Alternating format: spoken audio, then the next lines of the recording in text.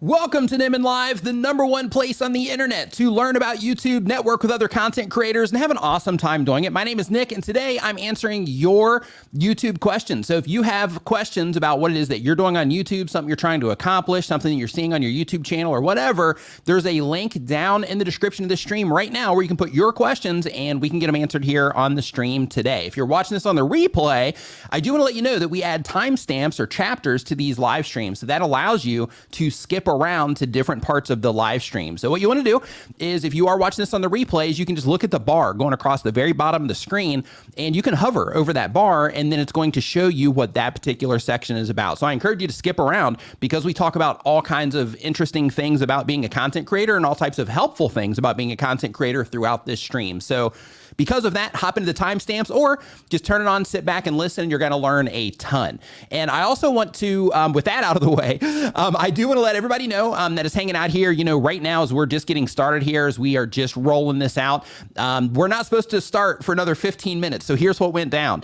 So when I came home, right when I walked in the door, the power went out because it's storming where I am right now. So the power went out and I was like, oh no, I can't schedule the stream now. So, so I scheduled it for an extra 15 minutes to give myself a little bit of a buffer in time once the power came on. But hey, it's like time to go now. So I'm like, hey, let's just go ahead and do it. And then, people that know that, we're streaming at this time, they can just go ahead and come in. And of course, they'll see it on homepages and stuff like that. So Zia Berry, official, hope that you're doing fantastic. Welcome to the stream today, Mr. Camera Junkie. Welcome to the stream for you as well. But I do want to say, just before we get into this today, that today's stream is brought to you by TubeBuddy, which is the #1 tool for YouTube content creators. TubeBuddy will help you optimize your videos for discovery, test your thumbnails to make sure that the thumbnails that you're making are effective for the people that you're trying to reach. It'll help you find good videos, topics to make through their Keyword Explorer and a bunch of other tools. A lot of people think that TubeBuddy is just a Keyword Explorer, or that it just helps you tag videos and things like that. But TubeBuddy has 90 different tools that'll help you with your YouTube channel. So you can try them out at tubebuddy.com, or you can go to tubebuddy.com/Nimmin,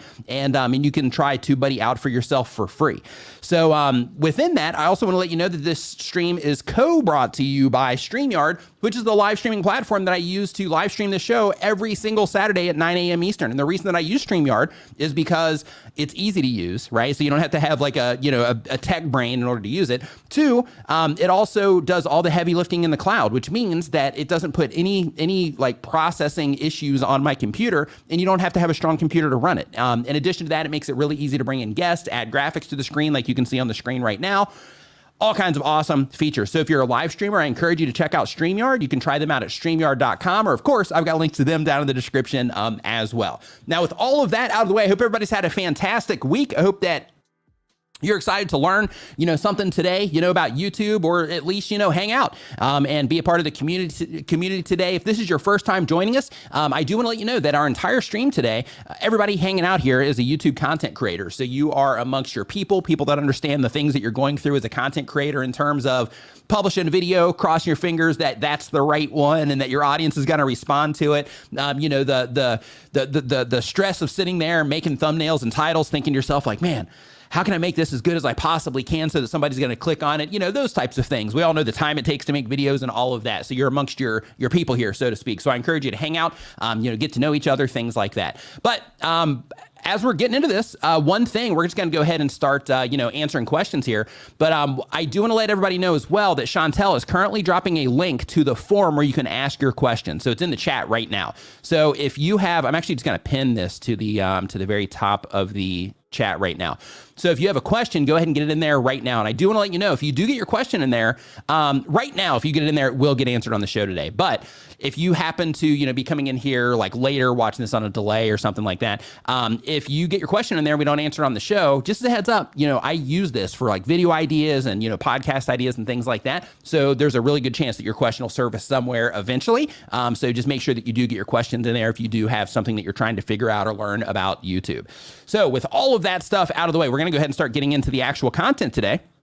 which is, what we all, come here for. So for those of you that are TubeSpanner users, this is your reminder to go ahead and get your notepads open so you can go ahead and take notes on the stream today. If you are not a TubeSpanner user, I encourage you to go to tubespanner.com, go ahead and sign up an account there. They also have a browser extension, which is the thing that you'll actually use to take notes. You can go ahead and set all that stuff up now as we're getting into this. But basically, when you install that extension, once you're watching this live stream, you want to refresh the page, and then you are going to see an option to take notes. You just want to click on that, and then it's going to open up that side panel, and then you're good to go for taking notes, as well as seeing a bunch of other features that TubeSpanner has, because it's completely jam-packed full of things that are going to help you as a content creator. So this is your reminder for that, for those of you that are using TubeSpanner, or if you haven't heard of that before, I encourage you to go check it out. So we're going to go ahead and get into the content today. And again, Chantel's dropping the link. It's also pinned right here at the very top of the chat. So if you do have a question, make sure that you get it in here. So the very first question that we have is from K Skills. That's it. K Skills. They upload when they have time. They've been on YouTube for a year or more. They do gaming and reaction content. The goal of the channel is to get 100 subs or to be entertaining. So you're brand new to YouTube. First, I just want to welcome you to YouTube, to the content creator side, because a lot of people, when they are just a viewer, it's a totally different experience than, when you hop over into the content creator side, you get to see, all the things that happen behind the scenes. You get to see the, all the work that goes into, being a YouTube content creator. So first off there, welcome to YouTube. The creator side. But here's the question. So the question says, morning, Nick. Good morning. As of now, I've not uploaded anything, mainly because of one, there are 3 games that are popular, Call of Duty Mobile, Apex Legends Mobile, and Among Us. And me personally, I don't like recording games that people have already done because I know that my videos would be harder to see. My other reason for not uploading is because I'm not creative with ideas. When I do have something, I have family around me a lot, so I feel weirded out. So honestly, I'm thinking about taking another break from uploading a vid. In your personal opinion, is this the right decision? I also make a music channel, and I'm thinking of doing a podcast called The Lazy Man Radio on my music channel. Would this be a good idea, or should I make a third channel? So first, if you can't make gaming content for whatever reason, and you just can't make the content, then in that case, you're not going to be able to, continue moving forward there, right? Because you got to make content in order to do the thing. If you have a music channel, and with that one, you are able to make content, then in that case, do the thing that is easy for you to make content. Because here's the thing, when it comes to YouTube, this entire, experience as a YouTube content creator, it's a long game, right? You've probably heard in one place or another that, YouTube is a marathon, right? Not a sprint. So the reason that I'm telling you to, just pick one and do one that you can continually publishing to is because, you have to do the thing in order to be doing the thing, right? So when you're doing that thing, you want to also make sure that you're picking something that you enjoy topically and that you can make content on for a long time to come into the future. Because, as you're creating a YouTube channel, a lot of people that are just coming into YouTube, they don't really think about it through the lens of, I'm creating an online brand here. If I start publishing content and people start responding well to that content, then I'm going to be known for making that type of content. I'm going to be known as whatever my channel is and all of that. So because of that, I just encourage you to make sure that you are thinking about, the long-term impact of the choices that you make when you decide what type of content that you're going to make. So you are already kind of defeating yourself in a way where you're saying that you don't like making games that people have already done. That is already putting a limit on yourself in the gaming side of things, because any game that you want to make a video about, unless it's an indie game, there's a really good chance that somebody's made it. So because of that, you are already building that wall, like you're laying bricks right in front of yourself, right, to prevent you from doing that. So if you want to go into, if you want to continue making the gaming content, then you're going to have to start removing some of those bricks, and you're going to have to start saying, other people are doing it, but they're not doing it like I would do it. They're not doing it, they're not doing it with my personality. They're not doing it with the twist that I would put on it. They're not doing it, sharing the information in the way that I would share it. They're not playing it the way that I would play it. So, you have that option to keep laying those bricks in front of you and making, and basically creating those reasons not to do it, or taking those bricks down and creating the reasons to do it in order to achieve whatever it is that you are trying to achieve through, your YouTube efforts. Renee Ritchie in the house, my man. Hey man, so I just wanted to send you a message. Well, not send you a message. I mean, this is kind of a weird way to send a message, right? But hey man, congratulations to you for the gig as the YouTube creator liaison. I actually mentioned you in one of my news episodes as well. So I was actually talking to somebody on Facebook today, and they had mentioned that we should connect, especially for the news segment, as well for the things that I'm publishing on Friday. So I'll be getting in touch with you this coming week to talk about that. But I hope that you're doing fantastic. Thanks for hopping into the stream today. But everybody that's hanging out here, so Renee is the new YouTube liaison. So basically, he is kind of the voice for content creators to YouTube. So really awesome to have you on the stream here today. But more importantly for you, congratulations on that gig. We also got Daniel Batal in the house today. What's up, Daniel? Hope that you are doing fantastic as well. Brad Magic Flying Potato, hope you're doing great. Chantel Hills, hope that you're having an awesome day as well. Mountain Finance, nice to see you here too.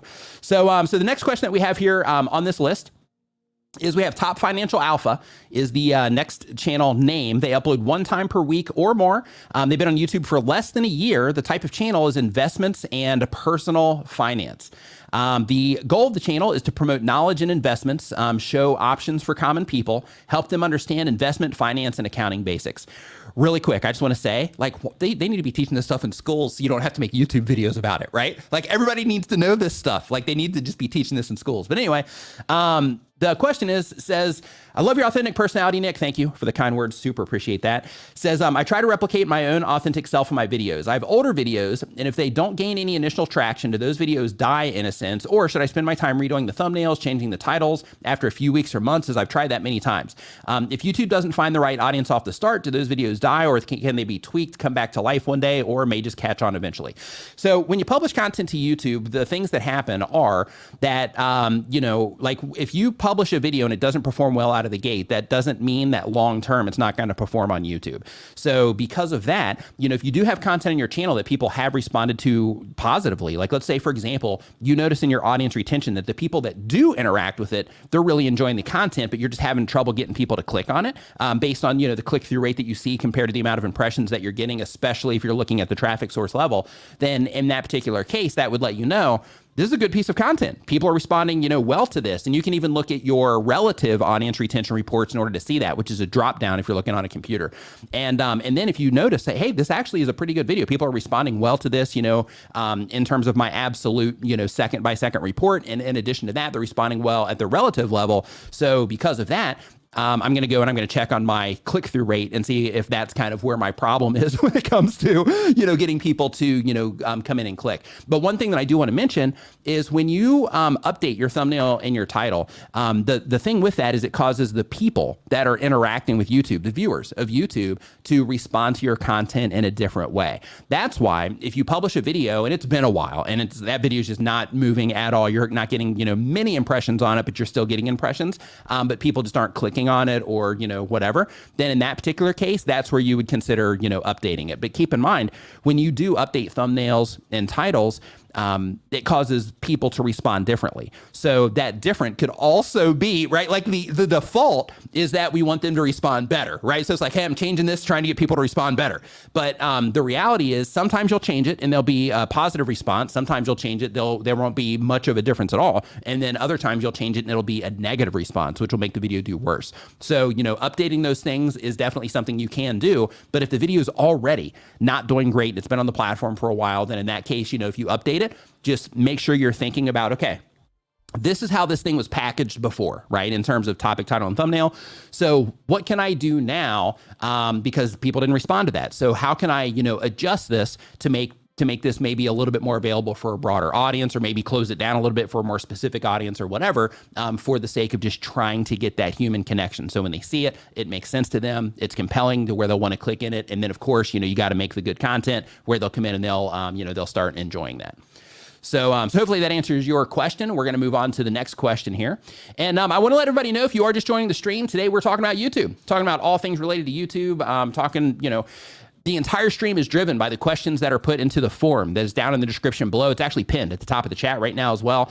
So feel free to drop your question in there. And I do want to let you know, if you put your question in there right now, it'll get answered anyway. But if you do put your question in there and for whatever reason, if it doesn't get answered, just keep in mind that I do also use this for like video ideas. I use it for podcast ideas and things like that. So even though if for whatever reason, if it doesn't get answered on the show today, I want you to know that it's possible that it'll pop up as an answer somewhere somewhere else. And if it does, you will get credit. I'll mention you and thank you for, submitting that question. So I just wanted to let you know that. But really quick, our first super chat today is from Happalistic Kitchen Plus. Thank you for the super chat. I appreciate it. And the question is, hey, Nick, please, could you talk a bit about CPM and RPM? Absolutely. CPM is cost per mil, and mil basically stands for the cost per 1,000 impressions on your video. So your CPM is based on the ads that are ran on your video. Your RPM is a little bit different because that's revenue per mil, which means that whatever income is generated or revenue is generated from that content is your RPM. So that revenue could be ad revenue plus super thanks. If it's a live stream, for example, then like super chats, would also be a part of that. But basically your RPM is all of the ways that you can make money on platform, all of that factored into the 1,000 views instead of it just being reliant on ads, which is what your CPM is. And when it comes to your CPM, just so you know, different countries have different ad rates, different times of the year have different ad rates. Sometimes things are a lot more competitive, like towards the end of the year, like the holiday season. You'll see your CPMs rise, and that can also be reflected in your RPMs as well. But you'll see your CPMs rise because the competition starts getting fierce around the holidays because there's a lot of people competing for attention to sell stuff for people for, Christmas and Hanukkah and everything else that happens, over the holidays. So because of that, there's just a bigger, increase typically in CPMs, and then you'll typically see them drop off at the beginning of the year as well. So when it comes to CPMs and RPMs, just think of it from the lens of CPM is more AdSense based, and RPM is more every way that you can make money with that content base. So the same thing applies to your channel as a whole. So for example, with mine, because of these live streams that I do and because of the super chats that come in here, it actually offsets in a positive way my RPM because of all of the super chats that come in here from this live stream. So, if I was just reliant on my ad rates, then in that case, it would be, low or whatever. And then with the live streams, with the super chats, channel memberships, all that stuff, then it starts increasing that RPM because there's more revenue generated for the channel at that time instead of it just being ad rates. So hopefully that made sense. Excellent question though. That's good. I love questions like that we don't get like all the time. Let's see here. So next one you have on the list is TubeSpanner. Says, thank you for the super chat. Danielle says, what do you call an influencer who makes videos about brass instruments? A YouTube awful dad jokes? That's just one feature of TubeSpanner. I don't even get that one. I'm not even sure what that one is. Maybe I said it wrong. Maybe I have the wrong, how does Mike Myers say it? The wrong emphasis on the wrong, or the wrong emphasis on the wrong syllable. Oh, hey, let me turn that up a little bit there, Doug. Thanks for the heads up. I appreciate that. Yeah, so basically with my Rodecaster, really quick, just for those of you that are into tech, and then we'll move on to the questions.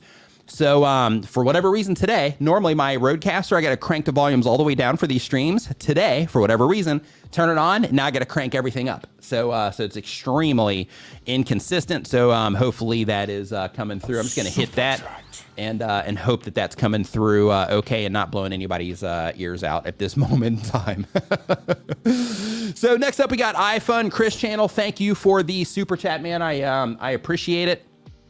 Next up, we got Universal T. I'm not sure what the rest of that one is because it's cut off, but thank you for the super sticker. Super appreciate that. And yeah, I think that brings us up to speed here. Oh, there's one more. So let me scroll down. And then after this one, we're going to jump right back into the questions again. That is Universal T with Marie. Universal T with Marie. So thank you for that, Universal T with Marie. And this one's from Elisa Jane Tarot Card Reading. Says, I have 100,000 subscribers and I'm getting very low views, 500 max for video. It's affecting my motivation to create. Can you give me any advice? Absolutely. So, so first off, well, that was weird. I wonder where that one's coming from. Is that camera number 3? Note 1, 2, 3.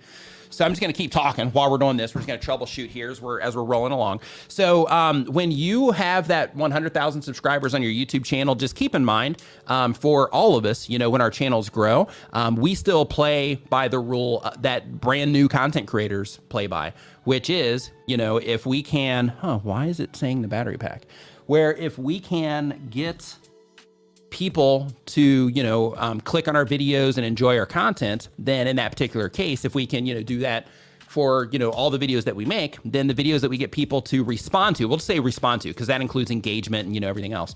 But like when we can do that at a, at a competitive level, then what happens is we will, you know, perform, you know, at an acceptable level here on YouTube. But if we put out content that we are like, hey, I'm just gonna put out whatever I want and, you know, it's gonna get views just because I have a lot of subscribers, you know, that usually ends up working against us, because then we just kind of, you know, lean on the subscriber base instead of saying like, hey, one, I gotta get my subscribers to respond. Two, I gotta get new people to respond. So when you have a situation where your channel just kind of, you know, goes flat, the first thing you got to do is you got to dig in, you got to start learning what got you to 100,000 subscribers in the first place. So there's content in your channel. It could be one video, it could be a handful of videos, it could be some shorts that you did, I'm not sure. But when it comes to your channel, whatever got you to 100,000 subscribers, like you really need to dig into that content. If you had like a blow up period over like a period of time, over months or, you know, like a year or something like that, then go in and analyze everything about what you were doing at that point in time, because you were doing things that got a better response, which in turn caused your channel to do well. So you got to go back there and look to see what's going on. And of course you want to use your data for that, but you also just want to use, you know, intuition in a way to where you're like, okay, people responded well to this. So now I got to start thinking of all the different reasons people might have responded well to this and start testing them, you know, against new content that I'm publishing. So look for things like this. Look at thumbnail changes that you might have been doing. Look for like slight topic changes. Look at structural changes in the actual content that you were putting out. And also just dig deep and think to yourself, like, what do people come to me for? Because in some cases, we think that people come to us for one thing, but in reality, they come to us for, you know, something that's just slightly outside of that. But then we might go, you know, like double down on the thing that we think they want, but then what they really want, you know, we're just slightly out of touch with that. And then that will cause people to, you know, to not respond as much. So what you want to do is you want to go in, you want to look at that area. So what you can do inside of your YouTube analytics is you can go in and you can compare date ranges. So you can go in and you can say, hey, this is a period where I was thriving, where everything was doing good. And you can literally say, I want to compare this period of time to this period of time that's happening right now. And then you can start to see some things in terms of how people are responding to what it is that you're doing. And then by doing that, it's going to help you understand kind of what happened. Another thing that you can do is, because a big part of this is understanding like where things went south, right? So another thing that you can do as well is you can also go into your traffic sources report at the channel level for your content. And if you click on the, you know, most important ones, which are, you know, browse, suggested, and search, depending on your content, in most cases, you'll just click on browse and suggested, but depending on, you know, your strategy, you might want to click on search as well. But the idea is when you do that, you're going to see a line graph going across the screen, right? And you'll see with those traffic sources, you'll see like, hey, you know, we're crushing on suggested videos for this period of time. And then just a big steep drop off on suggested videos, and our traffic died up. So then you can at least identify exactly what happened. And in that particular case, what can happen in those cases is, let's say if you find that, then what can happen is, one, you might have had somebody come into the space that's taken your traffic and that has put out content that's performing better than yours, and it's causing a negative impact on you. Two, you can also, what can also happen is, let's say that you had like 2 or 3 videos or, you know, 4 videos that were connected to higher traffic videos, and those are pipelining you a lot of viewers because you might be in that next up spot, or maybe, you know, one spot down or something like that. So you're getting a lot of suggested traffic. Well, if you notice that dries up, it could just be because somebody knocked you out of those particular spots, or YouTube started testing other content there that just performed better, and then therefore that particular traffic source dried up. So this is where it's really important to where, as content creators, that we all have to evolve over time. We have to evolve. We have to constantly be, you know, when we're in those growth modes, we have to constantly be analyzing what it is that we're doing and thinking like, what can I do that, you know, that would add value to the people that, you know, that I'm trying to reach, that would bring them, you know, back in, that would help them start responding to content more and things like that. So for example, on my channel, one of the things that I've done recently, which is, you know, it seems to be a positive experiment so far, is with the type of content that I make. After, you know, you go through my channel, you go through, you know, a lot of my videos, then, you know, unless I make specific things, then, you know, there's in a lot of cases, you know, after you get so much experience, unless you're wanting like a refresher or something, then, you know, you can just move on. You don't really have to click on my content unless, you know, I do something that's a little bit outside of the norm of what I normally do. So because of that, to fill that hole, I just launched a news service, or a news update that I do every single week. And by doing that, the whole idea with that is to, one, to push into new viewership and introduce myself, as that person, and then they'll, see the other content from there. And two, it's also a means or a way that I can bring old subscribers back or old viewers back, and like all of you, right? Like all the people that are hanging out in this chat that are like brand new content creators that are just starting out on this journey. There's a lot of you that, 2 years from now, you're still going to be making content. You're still going to be doing the thing. You may or may not be hanging out in the stream at the time, but as you are progressing through time, I was actually talking to Dee about this today, but as you're progressing through time as a content creator, those new segments are going to continue to be valuable to you, and they're going to become more valuable with the more experience that you get. So because of that, I use that as a way, and we'll see how it works out long term, but I'm using that as a way to try to, to get more people back, and to also, make sure that as you're finding my content now, that you'll stick around for longer than, people have in the past. So, when it comes to our channels, when they're not doing as good as we would like, or we've had, big changes with the content that's being shown around the platform and things like that, that's where you got to roll up your sleeves and start, getting creative in terms of, how can I bring these people back to my channel? Let me make sure that, the content that I'm making is, still on par with what it is that my audience wants. So in your case specifically, and then we'll move on here really quick, but I just wanted to kind of walk down that road really quick. Hey, Jerry, what's up, man? Hope you're doing awesome. One of the things that that I wanted to mention there is, you have a community post or a community feed. Use it. Ask your community. Hey, like, is there a reason you're not watching my videos as much as you used to? And just see the type of response you get, because some people will come in and they'll say like, oh, well, these seem to get, repetitive, or, you're just not, it doesn't seem like you're into it as much as you used to be, or, whatever the response might be. Or it could just be like, hey, I'm just busy, don't have time, whatever. But the idea is to try to get that feedback from the people that are actually interacting with your content, so you can have some type of information about why they might not be, interacting with what it is that you're doing anymore. So, a handful of, or a decent amount of information there. Hopefully that helped. So next up on the list, Shark Scrapper, what's going on? Annette, hope you are doing fantastic. Hope everybody's doing great today. 86th Street Project, hope you're doing awesome. So let's see here. So next up, we've got Poop Scoop for Noobs. Says that they do pet waste removal business. The goal of the channel is to become a brand and resource for other professional pooper scoopers to learn from.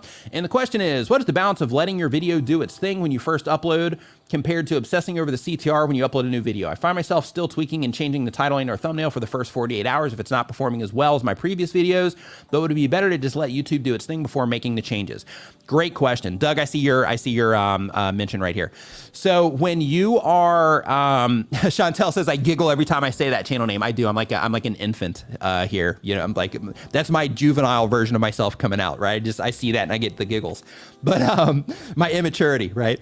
But when it comes to, let's see here, constantly changing your thumbnail and all that, one of the things that you want to think about is you want to figure out what the averages are in your channel. So for example, historically on your channel, depending on, how much content you have, if you have content that has performed better and you have a series of content that's performed better, like let's say you've got like 5 or 10 different videos that you can compare against each other that have been higher performers than the rest of the content, then you will have information in terms of some general baselines of how people are responding by certain impressions, so that you can use the impressions that you're getting as the gauge on if you should change something or not. So for example, like if you find that, hey, when I get 100,000 impressions on a thumbnail from home pages, typically, I'll have a 6%, click-through rate or a 7% click-through rate when I'm at 100,000 impressions. So if I'm under that or massively under that with a lot less impressions, then there's a really good chance that, or not really good chance, then I need to update my thumbnail and or title. But keep in mind, when it comes to your click-through rate, it's not just your thumbnail and title. Sometimes the topic of the video itself, it's just not as popular or not as interesting for the people that you're trying to reach. And that's okay. But, depending on what it is that you're trying to do with your channel, you just want to make sure you're putting out more of the content that, people are interested in. And if you are putting out something that people just typically don't respond to at the topic level as much as everything else, then in that case, you just want to make sure that you're giving a strong purpose to those videos within your content strategy. So hopefully that made sense. So let's see here. Elisa Jane Care Card Reading says, thanks, my pleasure. Let's see. Okay, so next up on our list here, we've got, we're on number 4 now. Next up, we've got Buff Base Outdoors, says they do fishing and outdoors content. The goal of the channel is to turn my passion into a career. Question, hey Nick, I just hit 500 subscribers. High five and fist bump to you for your first 500 subscribers. And I'm waiting for the community tab to become available. How can I optimize my reach and engagement when using the community tab? Thanks for all the help. So when it comes to using your community tab, there's a nice handful of ways you can use your community tab. The idea is to just create those additional touch points with your audience in between publishing content. So you can use this to poll your audience to directly ask questions, like I was recommending the tarot card channel to do. You can post pictures of things behind the scenes to get people a little bit more involved, a little bit excited, you know, for the next video that you're going to publish. Like in your case, for example, because you're doing fishing and outdoors content. So you could take images of like some of the fish you catch as an example, and you could, take a photo of that fish, put it on your, community feed, and you could let people know, hey, I got a video coming out, showing you the whole thing that we did, with this particular fish, blah, blah, blah. And then the people that are into your content, they'll see that and be like, oh, sweet, can't wait to watch this video, right? So you can use it as a way to hype it. A great way to use it, in addition to that, is also sharing your own content within your community feed as well. So you can share like an old video that you have on your channel. You can share new content there after, you've published it and it's, actually, been on YouTube for a bit. You can share your content there. Technically, you can share new content there if you want, but the idea is to use your community feed, like if you're sharing videos there, as a way to bring people back into your channel and start watching some of your videos as well. You can also do that, with playlists as well, sharing playlists in there. But the idea is to just, share in there on a regular basis for the sake of just having that touch point with the people that are interacting with your content.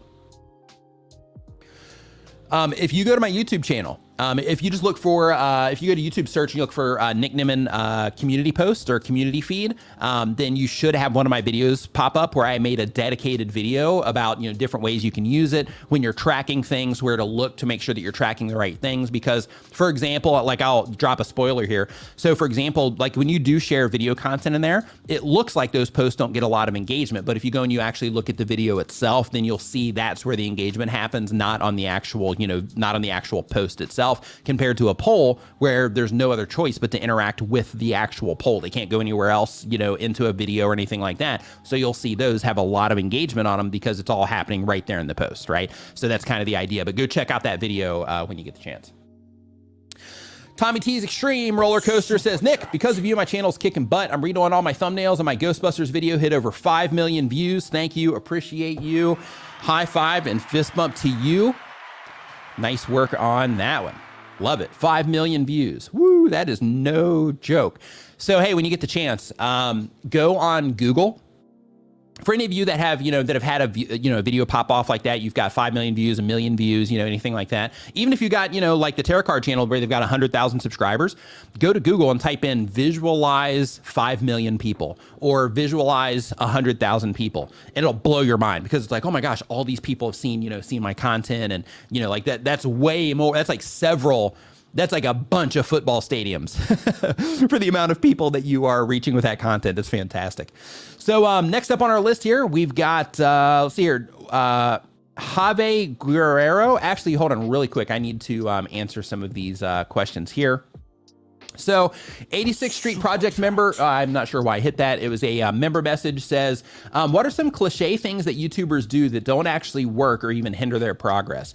So things that YouTubers do that don't actually work, that hinder their progress. The very first one would be front loading every call to action they can possibly do. So what I mean by that, video starts, they're like, hey, what up fam? Welcome to the channel. Before we get into the video, make sure you hit the subscribe button, comment down below, make sure you give this video a thumbs up, check out my merch. I got links to that down in the description. Like, doing that whole thing before the video even starts, before there's even hook, before any of those things happen. That's a huge one because a lot of people think like, oh yeah, I'm telling people to do the thing, so they're going to do it. In some cases they will, but in terms of at scale, you're actually working against yourself there.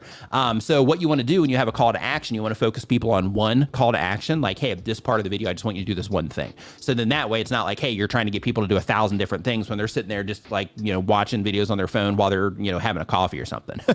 So focus people on one thing in order to fix that. And when it comes to asking people to subscribe, when you do ask people to subscribe, make sure that you give them a reason why first as it relates to them, something that would be important to them, and then ask them to subscribe. And it's even better if you can just work that subscribe call to action into like an open spot in your video. So for example, let's say that you're showing people how to do something, or you're taking people on a trip if you're a vlogger, and you're sitting in the car and you're showing some, footage of the highway or whatever it is. You can just quickly jump in and say, oh, hey, by the way, I put out, travel vlogs like this, every Tuesday. So if you're enjoying yourself so far, make sure you subscribe so you don't miss anything.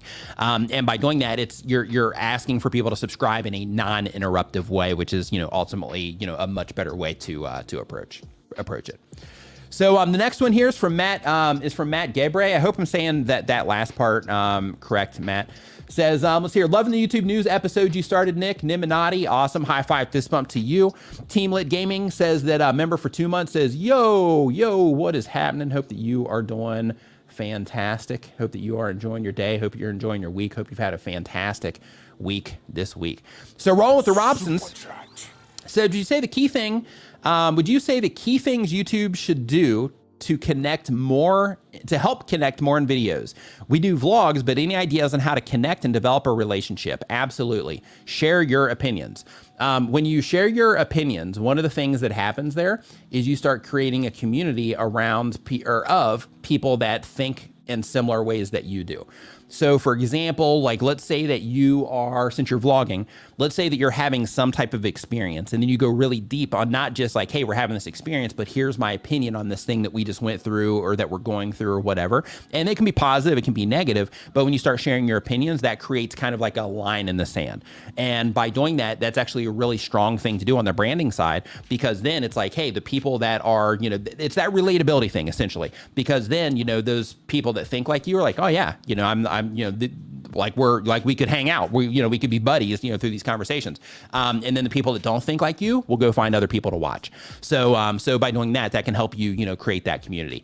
In addition to that, making sure that you are just being, as you possibly can, because when you are putting on an act, people can see through that, and that will prevent people from connecting. So you want to make sure that you are being your most authentic version. So I know for me personally, one of the things that happened for me is when I was scripting my content, I was going through it and I was sharing it, and I actually got some good feedback on how I was presenting the content and things like that at the time.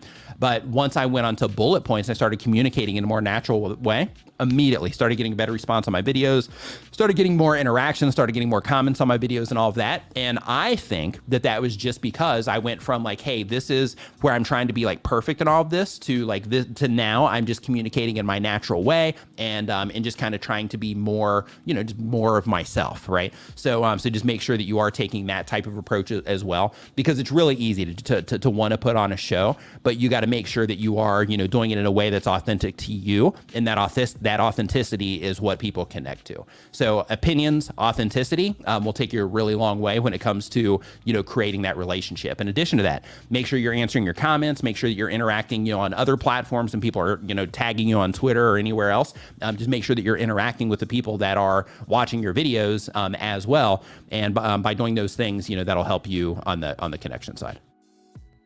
So next up on our list here, we've got Javi Guerrero. I hope I'm saying that correctly. I apologize. If not, they do daily content. They've been on YouTube for less than 6 months. They do love poems. And the goal of the channel is to make an impact. And the question says, hello, Nick. What's going on?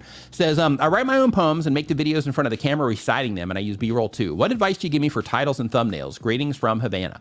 So if you're writing poems, I think I answered something similar to this last week.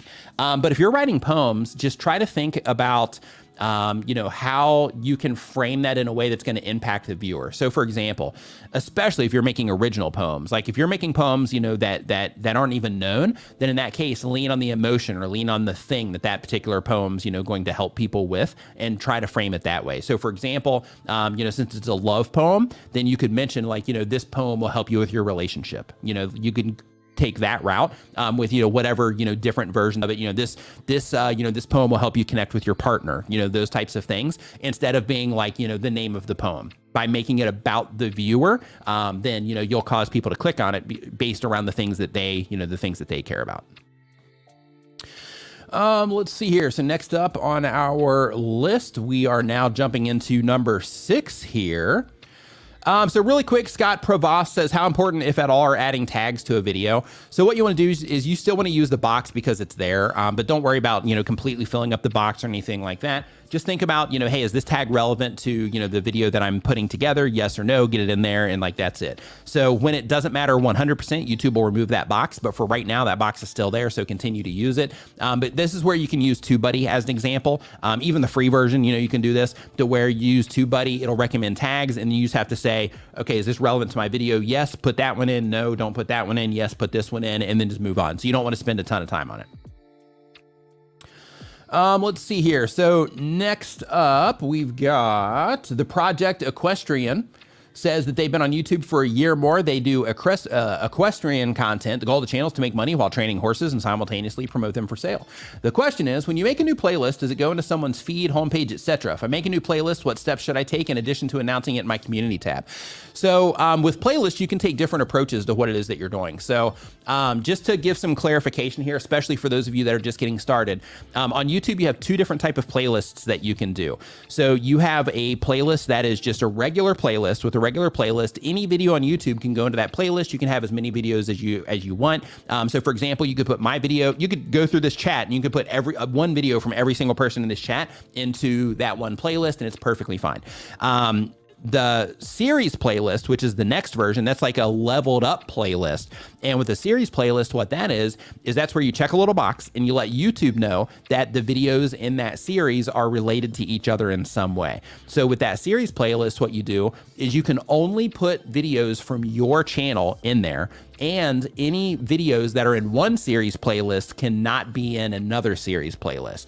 So what you do is you put together a legitimate series for the people that are watching your videos. You mark it as a series playlist, make sure that you're optimizing the title around the viewers. So in this case, you'd want to make sure that, you're using either horse in there somewhere, or that you're, using the equestrian, language in order to, help those people identify it if it shows up for them, anywhere on YouTube. But when it comes to playlists, they can be suggested next to other videos. They can show up in YouTube search, but they don't get a distribution like a video does when you publish a video. So when you publish a video, it goes on home pages, suggested videos, people notifications go out and all that. But when you make a playlist, it doesn't go through that same process. So playlists can show up in all these places, but you want to make sure that you are, giving the best context that you can in the title and description of that playlist.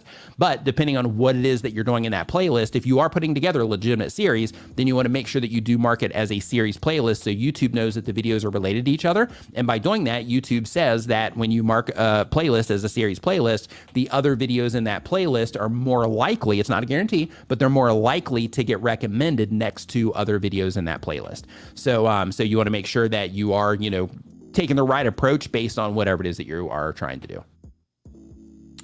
Let's see here. So next up on our list here, we've got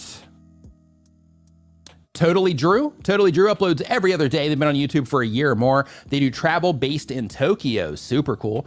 The goal of the channel is creating a strong, engaging community live streaming. And the question is, what do you feel is a sweet spot in terms of live stream length for added replay value, views after live stream, and your thoughts on live chat replay? So when it comes to getting views on a live stream replay, or just, the best length for it, everything's different. So you can put out an hour-long video and people will just absolutely love it if it's value-packed. It keeps them watching, keeps them engaged and all that. You can put out a 5-minute live stream. People might click into it and hate it just because, maybe it has bad audio. Maybe they can't figure out what's going on. Maybe it's not clear what the whole thing is about, things like that. It can also go in reverse to where you put out, an hour long. That commitment, is just like, hey, new people might not be as committed to that particular topic or whatever, so they're not going to click on it. Whereas, the 5-minute video, they might click on, a little bit more. So what you have to do in your particular case is try different, lengths of live streams and see which ones end up ultimately, performing the best for you on the replay. But one thing to think about is when it comes to the length of the live stream, the length of the stream doesn't really matter. as long as they're getting that value, like I said. But because of the YouTube editor, what you can do is you can go in and you can cut out parts of your live stream. So let's say while you're live, let's say you have something going on like I do, to where, you stream for, a few hours and, you get people coming in, everybody's interacting in the chat and all that, and you're sharing a bunch of stuff. But let's say that you think to yourself, like, you know what, I'm just gonna shorten this entire live stream down to like 10 minutes. But I want to interact with my community. Therefore, I'm going to continue live streaming for, a while, but I'm going to condense this video down to like a 10-minute, segment. So what you want to do is you want to, if you're going to keep it on YouTube, if you're not going to download it, modify it, and then put it back up, then what you want to do is just put all of the stuff that you would use in your replay into one portion of the video. Like, let's say a 10-minute portion of that live stream, and just know this 10 minutes, this next 10 minutes, this is going to be what I make the video about. And then you make the video, essentially you make the video live during that part. And then when your live stream is finished, regardless of how long it is, you go in and you cut off, the front and the back of it, and you isolate that particular part of the stream. And then that is your replay video. So you can take that approach for the replays themselves. So then that way you're cutting out all the stuff that is only really matters for the live experience. And you're only leaving the stuff that's good for the video on demand experience. Thanks, Chantel. I appreciate it. If you're enjoying the show, remember to give it a thumbs up and share it with a friend right now. Nigel, my man, what's going on, dude? Hope you're doing fantastic. Salad Cream Boy. Hope you're doing awesome, my man. So next up, we've got Universal Tea with Marie. Says they do commentary content. The goal of the channel says I'd like to increase my audience and locate an actual niche. The question is, I want to know, how do I show a full page of the information that I'm sharing with the audience? It always shows quite small. I'm not sure where you're showing it. So if you mean like a full web page, then in that case, you might just want to do like a screen sharing. Maybe you use Camtasia as an example to record your screen. And then you can just scroll around. And then when it comes to the actual video content, when you insert it in there, you'll have that recording of the screen and the full, version of the screen. If you are putting, if you're, I guess it wouldn't be wide. It would just be, tall. Oh, you're saying StreamYard. Yeah. So what you need to do in StreamYard is you need to make sure that you are making the graphic 1280 or 1920 by 1080. If you're streaming out, at full size, you want to make sure that the graphic itself is 1920 by 1080, and then drop it into StreamYard from there. You can also just share the screen in StreamYard. If you share the screen, if it is coming out small, then what you need to do is you need to actually widen it out. If you widen it out on your computer screen, then in that case, it'll be reflected inside of StreamYard as well. So next up on our list here, we're on number 9. So we're cruising through these. We got NYX Highlander says that they're getting ready to start their channel. So welcome to the creator side for you as well. They do gaming and history content. The goal of the channel says I want to use games to educate on history, as both are my passions.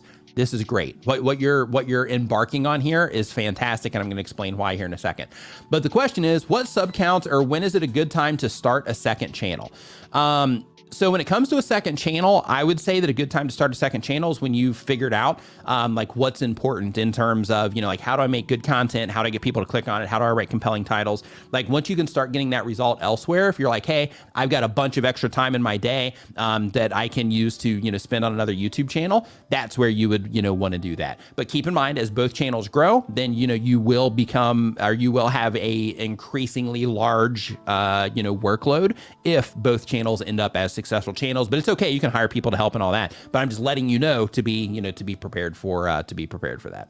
But one thing that I wanted to mention, because you said that you want to do games to educate people on history, as both are your passions. So I did a collaboration. So way back when I was getting started on YouTube, back when dinosaurs were still walking the earth, they had, not really, I'm just joking, but like back when I started my YouTube journey, I went and I worked on another channel for a while called All Our Questions. It's still there. I got like 16,500 subscribers on that channel right now, I think. But basically, with that particular channel, I did a collaboration with the Schooled Zone. And one of the really unique things that he was doing at the time is he was basically using like Fallout, for example. That was, the popular game. I think it had just come out, or the update had come out or something at the time, if I remember correctly. And what he did is he would go in and he would share like science-based information or just educational information as the game. So instead of just playing the game and saying like, hey, just watch me play the game, he was like, hey, these are sandbags. And I'm just giving this example. I'm not sure if he actually covered sandbags or not, but it would be like, hey, these are sandbags. These typically weigh about X. They're typically filled with like this much sand. The reason they use sand instead of other things things is because of X, Y, Z. And he really broke down all these different aspects of the game and radiation, like all this other stuff. And that really helped him stand out. And now he's doing great. Now, or last time I checked in, at least he's got over 100,000 subscribers, probably doing way better now. Cause it's been probably a year or two since I checked in. But by doing that, you're mixing the value that people are getting. And that's a huge win. So basically you're taking it from, hey, I'm just watching a game to I'm watching a game and I'm like learning a ton of stuff. So then they can get some additional value out of that. And it also makes it feel like it's not as much like wasted time, to where if you're just watching somebody play a game, you might have those feelings of like, hey, this is entertaining, but like I should probably go do something. But like if you're getting that educational aspect out of it, then it's like, hey, I'm watching this game, I should probably go do something, but man, I'm learning a ton here. Like I didn't even know that, all of these different things that they're talking about is even a thing and blah, blah, blah. So what you're getting ready to do conceptually is fantastic. So hopefully you see it through and hopefully, you do everything you can to bring attention to that channel. So next up, we've got the Creator Classroom. Creator Classroom says they do Canva tutorials, and the goal of the channel is to help others learn how to use Canva for YouTube and other social media, outlets, Canva for any reason. And the question is, do you have any advice for creators that are struggling with health, that love providing value for their audience, but energy level isn't where it needs to be for sitting and editing the amount of content I typically create? I have a plan in place, but my channel will take a huge hit if I reduce the amount of videos that I edit per month, ? I totally would create 9 videos per month, but anticipate I won't be able to meet that in August. So here's the thing. When it comes to the, like how your channel performs, you do want to stay consistent, but if you do, let's say you're like, oh man, I just can't, do the upload this week. Like that's fine. Like your channel's not going to just die because of that. But what you want to do is you just want to find a good cadence. So for example, in your case, because the things that, or the content that you're making is evergreen, which means that the things that you're teaching people how to do in Canva today are going to be just as relevant to them this time next year, this time 5 years from now, maybe with some interface changes, but the core of it is going to be, valuable for, years to come. So because of that, I don't be in a rush. So even though you might make 9 videos, if you think that you can't keep up that pace, then in that case, just go ahead and start backlogging videos. And then by doing that, if you keep your regular upload cadence, then what you're doing is you are, by, creating more content, you're giving yourself the opportunity to ensure that you're going to be uploading consistently for a long period of time, even when your energy is low. So basically what you do is you take the videos that you make when your energy levels are, a little bit higher than normal, you put those to the side, and then you just keep on with your regular upload cadence. And then, as you need content, if you're like, hey, I just don't have the energy to do it today, not a big deal, because you have a hard drive with, 10 or, maybe even more videos sitting on it that you can, use to publish at that point in time. I actually have a friend of mine, he's here in Thailand. He has a channel about like alcohol addiction, and he'll sit down and he'll crank out, like 20 something videos over the course of just like a few days, and sends them off to be edited, all that. So the next 3 months he can just take off and just, work on, his business and all that stuff. So basically with him, he'll just sit down and just crank out just tons of content, and then sends it off to get it edited. And then basically, once he gets the edits back, then he just stays with his regular upload cadence. And he's just got so much content in the can that, that he could probably, just because of his backlog, he could probably not make any content for probably another 6 months, and you'd probably be okay.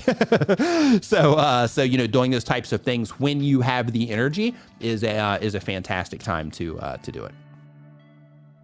So next up here, we've got Top Choice Sports Cards. Top Choice Sports Cards says they have been on YouTube for a year or more. They do sports card related content. The goal of the channel is to have fun in my hobby, educate, and to get 1,000 subscribers. And the question is, if I feel that I'm getting better at thumbnails and titles, is it beneficial to go back and redo the thumbnails on my older videos? So what you want to do is you don't want to feel that you're getting better. You want to prove that you're getting better. So the way that you do that is you use, hey, Chad, I appreciate that. Thank you. I love that. Thanks for the feedback. So really quick before I answer this question, for those of you that have watched my news segment that I'm doing on Friday, because that's a new thing that I'm testing. It's like I'm getting a great response from it. But for you, if you have, watched that, are you finding value in that? Is that something that, from your view as somebody that, interacts with my content, is that something that, you want to see me keep doing? I would just love to get some, some of that feedback from those of you that have, that have watched some of that. And then while that is coming in, Loving the Friday News says iCast Enterprises. Awesome. We got Yes Please from Tim Quinn. Fantastic. We got oh yes from Nigel, lots of value from Nick News.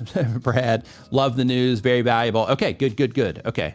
Yeah, fantastic. Yeah, that's what I'm looking for, is to just kind of, I'm just trying to get a gauge, right? Because I'm using the data, of course, directly from YouTube, but I also, just kind of like that feedback, just to kind of confirm that, I'm doing the right thing for you guys. So thanks for that. And I'll actually end up jumping back into the stream like afterwards and just kind of looking at the chat, more analyzing the chat, during this moment in time as well, for the sake of, just kind of double checking on that. So thank you for the feedback. I appreciate it. So on the sports card related content, they say that they feel it be getting better at thumbnails. So should they change their older videos? So first, yeah, you are kind of biased. So you can fix it, says we're kind of biased though, but here's the thing. So those episodes, they're generating more subscribers, things like that. All aspects of it are positive in terms of, the amount of time people are watching them, the engagement that I'm getting overall, the amount of subscribers they're generating, those types of things, all the way around. Positive response so far. So we'll see what happens if, we have a low news period or something like that. But so far, I think it's solid as well. But let's see here. So when it comes to your thumbnails, so you don't want to feel that your thumbnails are better. You want to prove that your thumbnails are better. And the way that you do that is you go and you look at your old videos and you look at the click-through rate that they have gotten compared to the amount of impressions that they've gotten. And you don't just use the averaged out view that you see as like the quick view. You want to make sure that you are digging into your traffic sources so that you can see how you're performing on each page on YouTube. So for example, you can see that your that your videos are performing well on home pages, or they're performing well in suggested videos or whatever, based on the click-through rate and the impressions. So you want to make sure that you're looking at that information to just confirm. I'm not saying that, it's one way or the other, but I'm just saying on your end, just to confirm that, you feel they're getting better, but are they getting a better response, right? And you just want to prove that in your analytics. But basically, once you do, then in that case, if you do have older content to where like the actual response to the content was okay, but you just had trouble getting people to click on it, then by all means, you can absolutely go in and make those updates. Keep in mind, like I mentioned when the stream first started today, by changing your thumbnail and title, that can help your videos do better or worse or stay the same based on how people respond to them differently. Old Trish. So yeah, if you just refresh the page, you might be okay. You're saying that you're having like a buffering problem. So either one, check your internet connection, just to, double check that you are connected to like a solid signal. Or, you might just want to like close your app if you're, watching on a phone, and then, reopen the app. Or if you're on a computer, I would just, refresh and see if that fixes the buffering. You also, just as a heads up, down on the bottom of the screen, you're going to have like a little settings icon somewhere over here. So if you are getting a lot of buffering, if you click that, like if the internet's slow at the moment, if you click that settings icon, you can actually lower the resolution of the video. So say, for example, if it's at like 1080p right now, you could lower it down to 720, and that will require less data to come through. So then it'll be a little bit more consistent for you, old Trish. So hopefully that helps. So next up on our list here, we've got, let me make sure I answered that last one here really quick. Okay, that was top choice sports cards. All right, we got them covered. Next on our list, so we're already at number 12. So we got Ololade Oganyinka. I hope I'm saying that correctly. I apologize if not. Saying they do study tips, lifestyle vlogs, and travel. The goal is to help people migrate to Australia and also general lifestyle vlogs to share my truth with the world. And the question is, hey Nick, how do I keep my viewers more engaged? I can see my channel is picking up slowly, but for the information I share, I would think I would drive more traffic to my channel. I do study tips for international students. So there's a couple things within this. Thanks for the heads up, Doug. I'll check that right here in a second. So there's a couple of things to highlight right here. I just want to bring to your attention. So first off, in terms of keeping your viewers more engaged, you have to make sure that you are paying attention to the content they respond to and that they don't respond to. So you can make sure you're making more of the content they respond to and less of the content that they don't, right? So you can make sure that you're giving people what they want. In addition to that, another thing that you want to make sure that you are doing if you're trying to keep your viewers engaged is ask for the engagement. So if you're trying to, get more likes, ask them for the like at one point in your video. If you're trying to get more comments, then ask them a simple question they can answer down in the comment section. if you want subscribes, ask people to subscribe, tell them why, like tell them the value they're going to get from you if they do, and then ask them to subscribe, those sorts of things. So asking really goes a long way. But of course, people are going to naturally respond, when you're putting out decent content, but the level up is when you ask people, because when you're putting out really good content, people are engaged in the content. And if you are not nudging them in terms of reminding them to subscribe, they might just go on to something else or whatever, because just the general, public, they're not necessarily thinking about, subscribing and subscribers and all that stuff the way that we are as content creators, because that's on our radar. It's important to us because we want subscribers, but for them, they just want good content, right? So the front focus of like, hey, I got to make sure I'm subscribing to this stuff, it just might not be there. So therefore you want to make sure you are, nudging people. Let's see here. Next. Oh yeah, but one big elephant in the room that I wanted to mention really quick is, you mentioned that you do study tips, lifestyle vlogs, and travel. So one thing that I do want to let you know, hey Bez, hope you're enjoying the stream. Thanks for the feedback. I appreciate it. But one of the things that you want to make sure that you are thinking about, because you said you do study tips, lifestyle vlogs, and travel. So keep in mind, you are building a channel as a resource for a certain type of content for a certain type of viewer. So when you're giving study tips, that's one type of viewer. And when you're giving, when you're doing like travel content, that's a different type of viewer. So one thing that I would recommend that you do is I would recommend that you do define your audience and who it is that you're trying to reach with your content, and figure out some goals that you're trying to accomplish with your YouTube channel, and just kind of fine tune that so you're not trying to reach 3 completely different audiences, so that you can just be a little bit more clear on who it is that you're reaching and who it is that your content's for. That's going to benefit you when it comes to growing the channel, but it's also going to benefit you down the road when it comes to sponsorships and that sort of thing as well. Because when it comes to that sort of thing, like sponsors or, companies, when they're wanting to work with content creators, one of the things they look at is like, what content are they putting here and who could this possibly be reaching? So when you have content that's reaching just wildly different audiences like that, it kind of dilutes the value of the brand that you're building, because there's just no, there's no real clarity on who it is that you're actually reaching.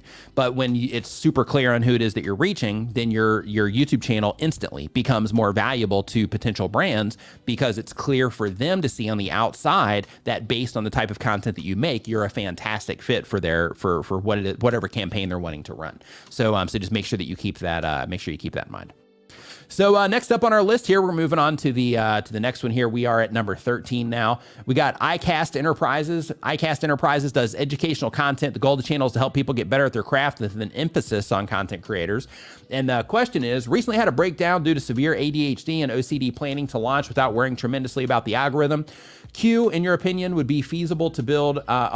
In your opinion, would it be feasible to build out a successful channel that is like an ADHD brain, scattered at times, hyper-focused on others? So let's folks know up front that I'll be making content that is in many forms on many subjects, and then place the content in specific playlists so that other brains can go to the subject that most interests them at the time. What are your thoughts on this? Yeah, based on how YouTube recommendations work, I would not take that approach.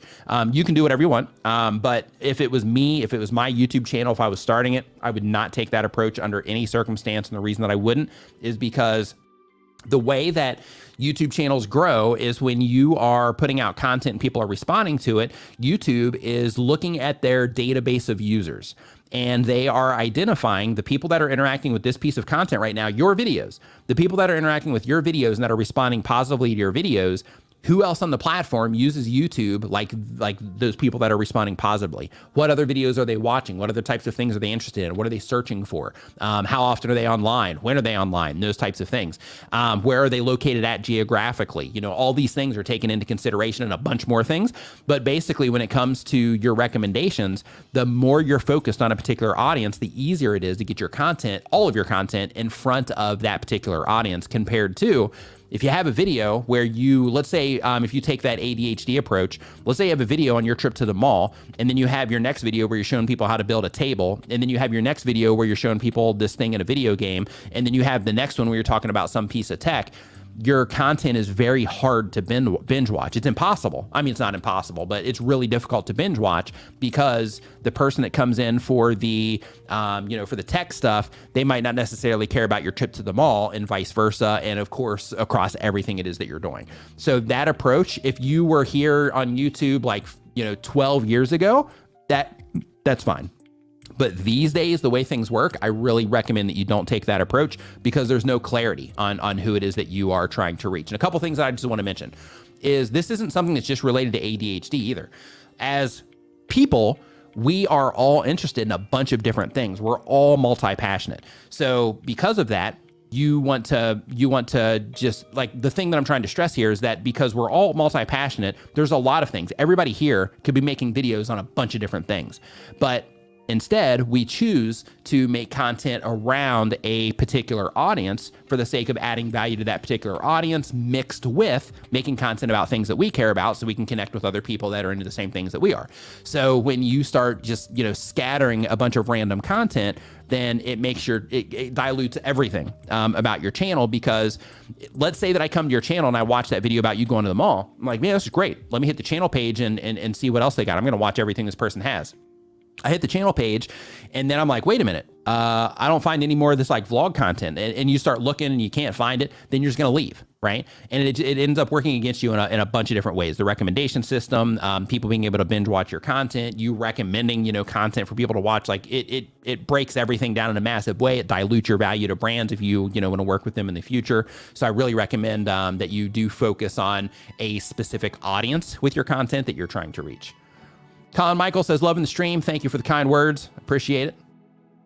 So next up, we've got George Groves Vlogs. Says they do bi-weekly content. The type of channel is high intensity, action-filled quality videos.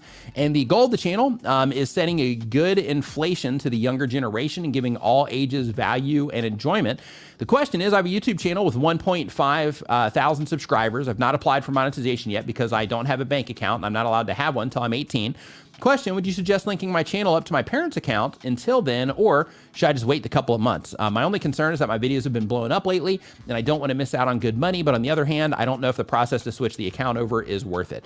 So if your videos are blowing up and you want that ad revenue, then yeah, I would connect it to wherever it is you got to connect it to in order to get paid. And then I would go through that process of switching it out, once you get a bank account and all of that stuff. But yeah, so once you have the AdSense account, so you can create the AdSense account, have it paying out to their bank, and then once you get your account, all you have to do is just connect a new bank account. So you don't have to create everything from scratch. You just have to create a new bank account, or connect a new bank account at that point in time. So yeah, I would do that ASAP, especially if your videos are blowing up, because you want that ad revenue. Eventually, your camera's going to go out, your computer's going to go down, you're going to need a new phone, whatever. That ad revenue is going to help you replace all that stuff when you need to. Find Nino is our next question here. Find Nino says they've been on YouTube for a week or more, or sorry, they upload one time per week or more. They've been on YouTube for a year or more. They have a gaming channel. The goal of the channel is to have fun and grow in the YouTube community. And the question is, what is the best editing software to use for a Mac? So a really popular software is Final Cut Pro for Mac. Of course, if you're just getting started and you're like, hey, I don't need anything complicated, then in that case, you can use Camtasia. But a lot of people, because they do screen recording and video editing, but a lot of people, for Mac users, a lot of people use Final Cut Pro there. So here, next up, Doug, I see your message. Let's see what we got here. Let's see here, looking for the chat here that I missed. So we got two of them. So the very first is from Banksy the iRacer. Says, hey Nick, hope all is well today. I've just started doing shorts and was wondering if if posting multiple shorts from the same long form video is okay. Thanks. So yeah, it's fine. So if you are using that sampling feature that we were talking about in the news segment yesterday, then in that case, it's okay to have multiple shorts out there leading to the same video. That's perfectly fine. Learn Spanish World. Super chat. Thank you for the super chat as well. Says, confused. I started doing collabs. Now I'm losing subscribers instead of gaining new subs. My channel's still growing, but the collab videos are backfiring. Is it the audio? Do my subs prefer my old videos? So if it's your subs that are leaving and not subs that came from the collab, then in that particular case, I wouldn't lean it on that. Like if you had people come over and subscribe to the channel from that collaboration and they're leaving, then in that particular case, they could have just come over and subscribed. This is one thing that can happen with collaborations, is if the audience isn't a perfect fit, even if they are a perfect fit, sometimes this can happen to where Like, let's say, for example, I told everybody here, I'm like, hey, go subscribe to like this channel over here. And you went over and you subscribed. And if for whatever reason you just didn't get into the content, or, you know, the content wasn't delivered in the way that you're used to, or the person that you were watching that content from, maybe they just didn't, you know, communicate the ideas in a way that, you know, made sense to you, or maybe they weren't as entertaining as you thought they might be, or whatever the thing is based on the content type. If you run into that, then of course you're going to unsubscribe, you know, after the fact. Because what happens a lot of times is content creators will just tell people, right, in the collaboration, oh, hey, you know, the second part of this video, or we've got another video over on this channel, go check it out. Make sure you subscribe while you're there. And people will do that. Especially people that are really engaged, you know, in the community. They'll go over there and they'll support that creator just because you know, told them to. And then later they might come over and, you know, watch some of the content or whatever. So, so what it is that you're going through right now, I would definitely think about, was the collaboration a perfect laser fit? Like, was it another language channel, as an example? If the answer is yes, then in that case, that's where I would start looking at like your audio and things like that that might be turning people off, so to speak, when they are hitting your when they're hitting your channel. I can't get that one to unstar for some reason. Here, let me do it with my mouse. There we go. Okay, so next up on our list here, we got Stormy Sky Rail Productions. And Stormy Sky Rail Productions says that they do trains and weather content. The goal of the channel is to have fun and eventually make money. And let's see here. Hold on, I need to hide this one really quick. Sorry, I'll just leave it. So the goal of the channel is to have fun and eventually make money. The question is, good morning, Nick. Good morning. Says, recently we've noticed some community posts where channels have mentioned their views are down. Have you noticed the seasons playing a part in your views being up or down? Thanks for all that you do. With my views, it usually comes down to just my content decisions. So it'll come down to my content decisions, how often I'm uploading, you know, things like that. So most channels, it'll come down to that, but there is seasonality when it comes to YouTube. Sometimes based on the type of content you make, things like that, there's just more people engaging with that type of content, you know, during, you know, certain periods of time. So, so because of that, it could be some seasonality that you're dealing with. It could just be some, you know, it could just be your, you know, content decisions. Like one thing that happens a lot of times is that people will blame YouTube for stuff. They'll say like, you know, hey, you know, like everything was going great and then YouTube just kind of shut things off, or you know, like whatever the thing is. But it really comes down to the content creator and, you know, the decisions that they're making.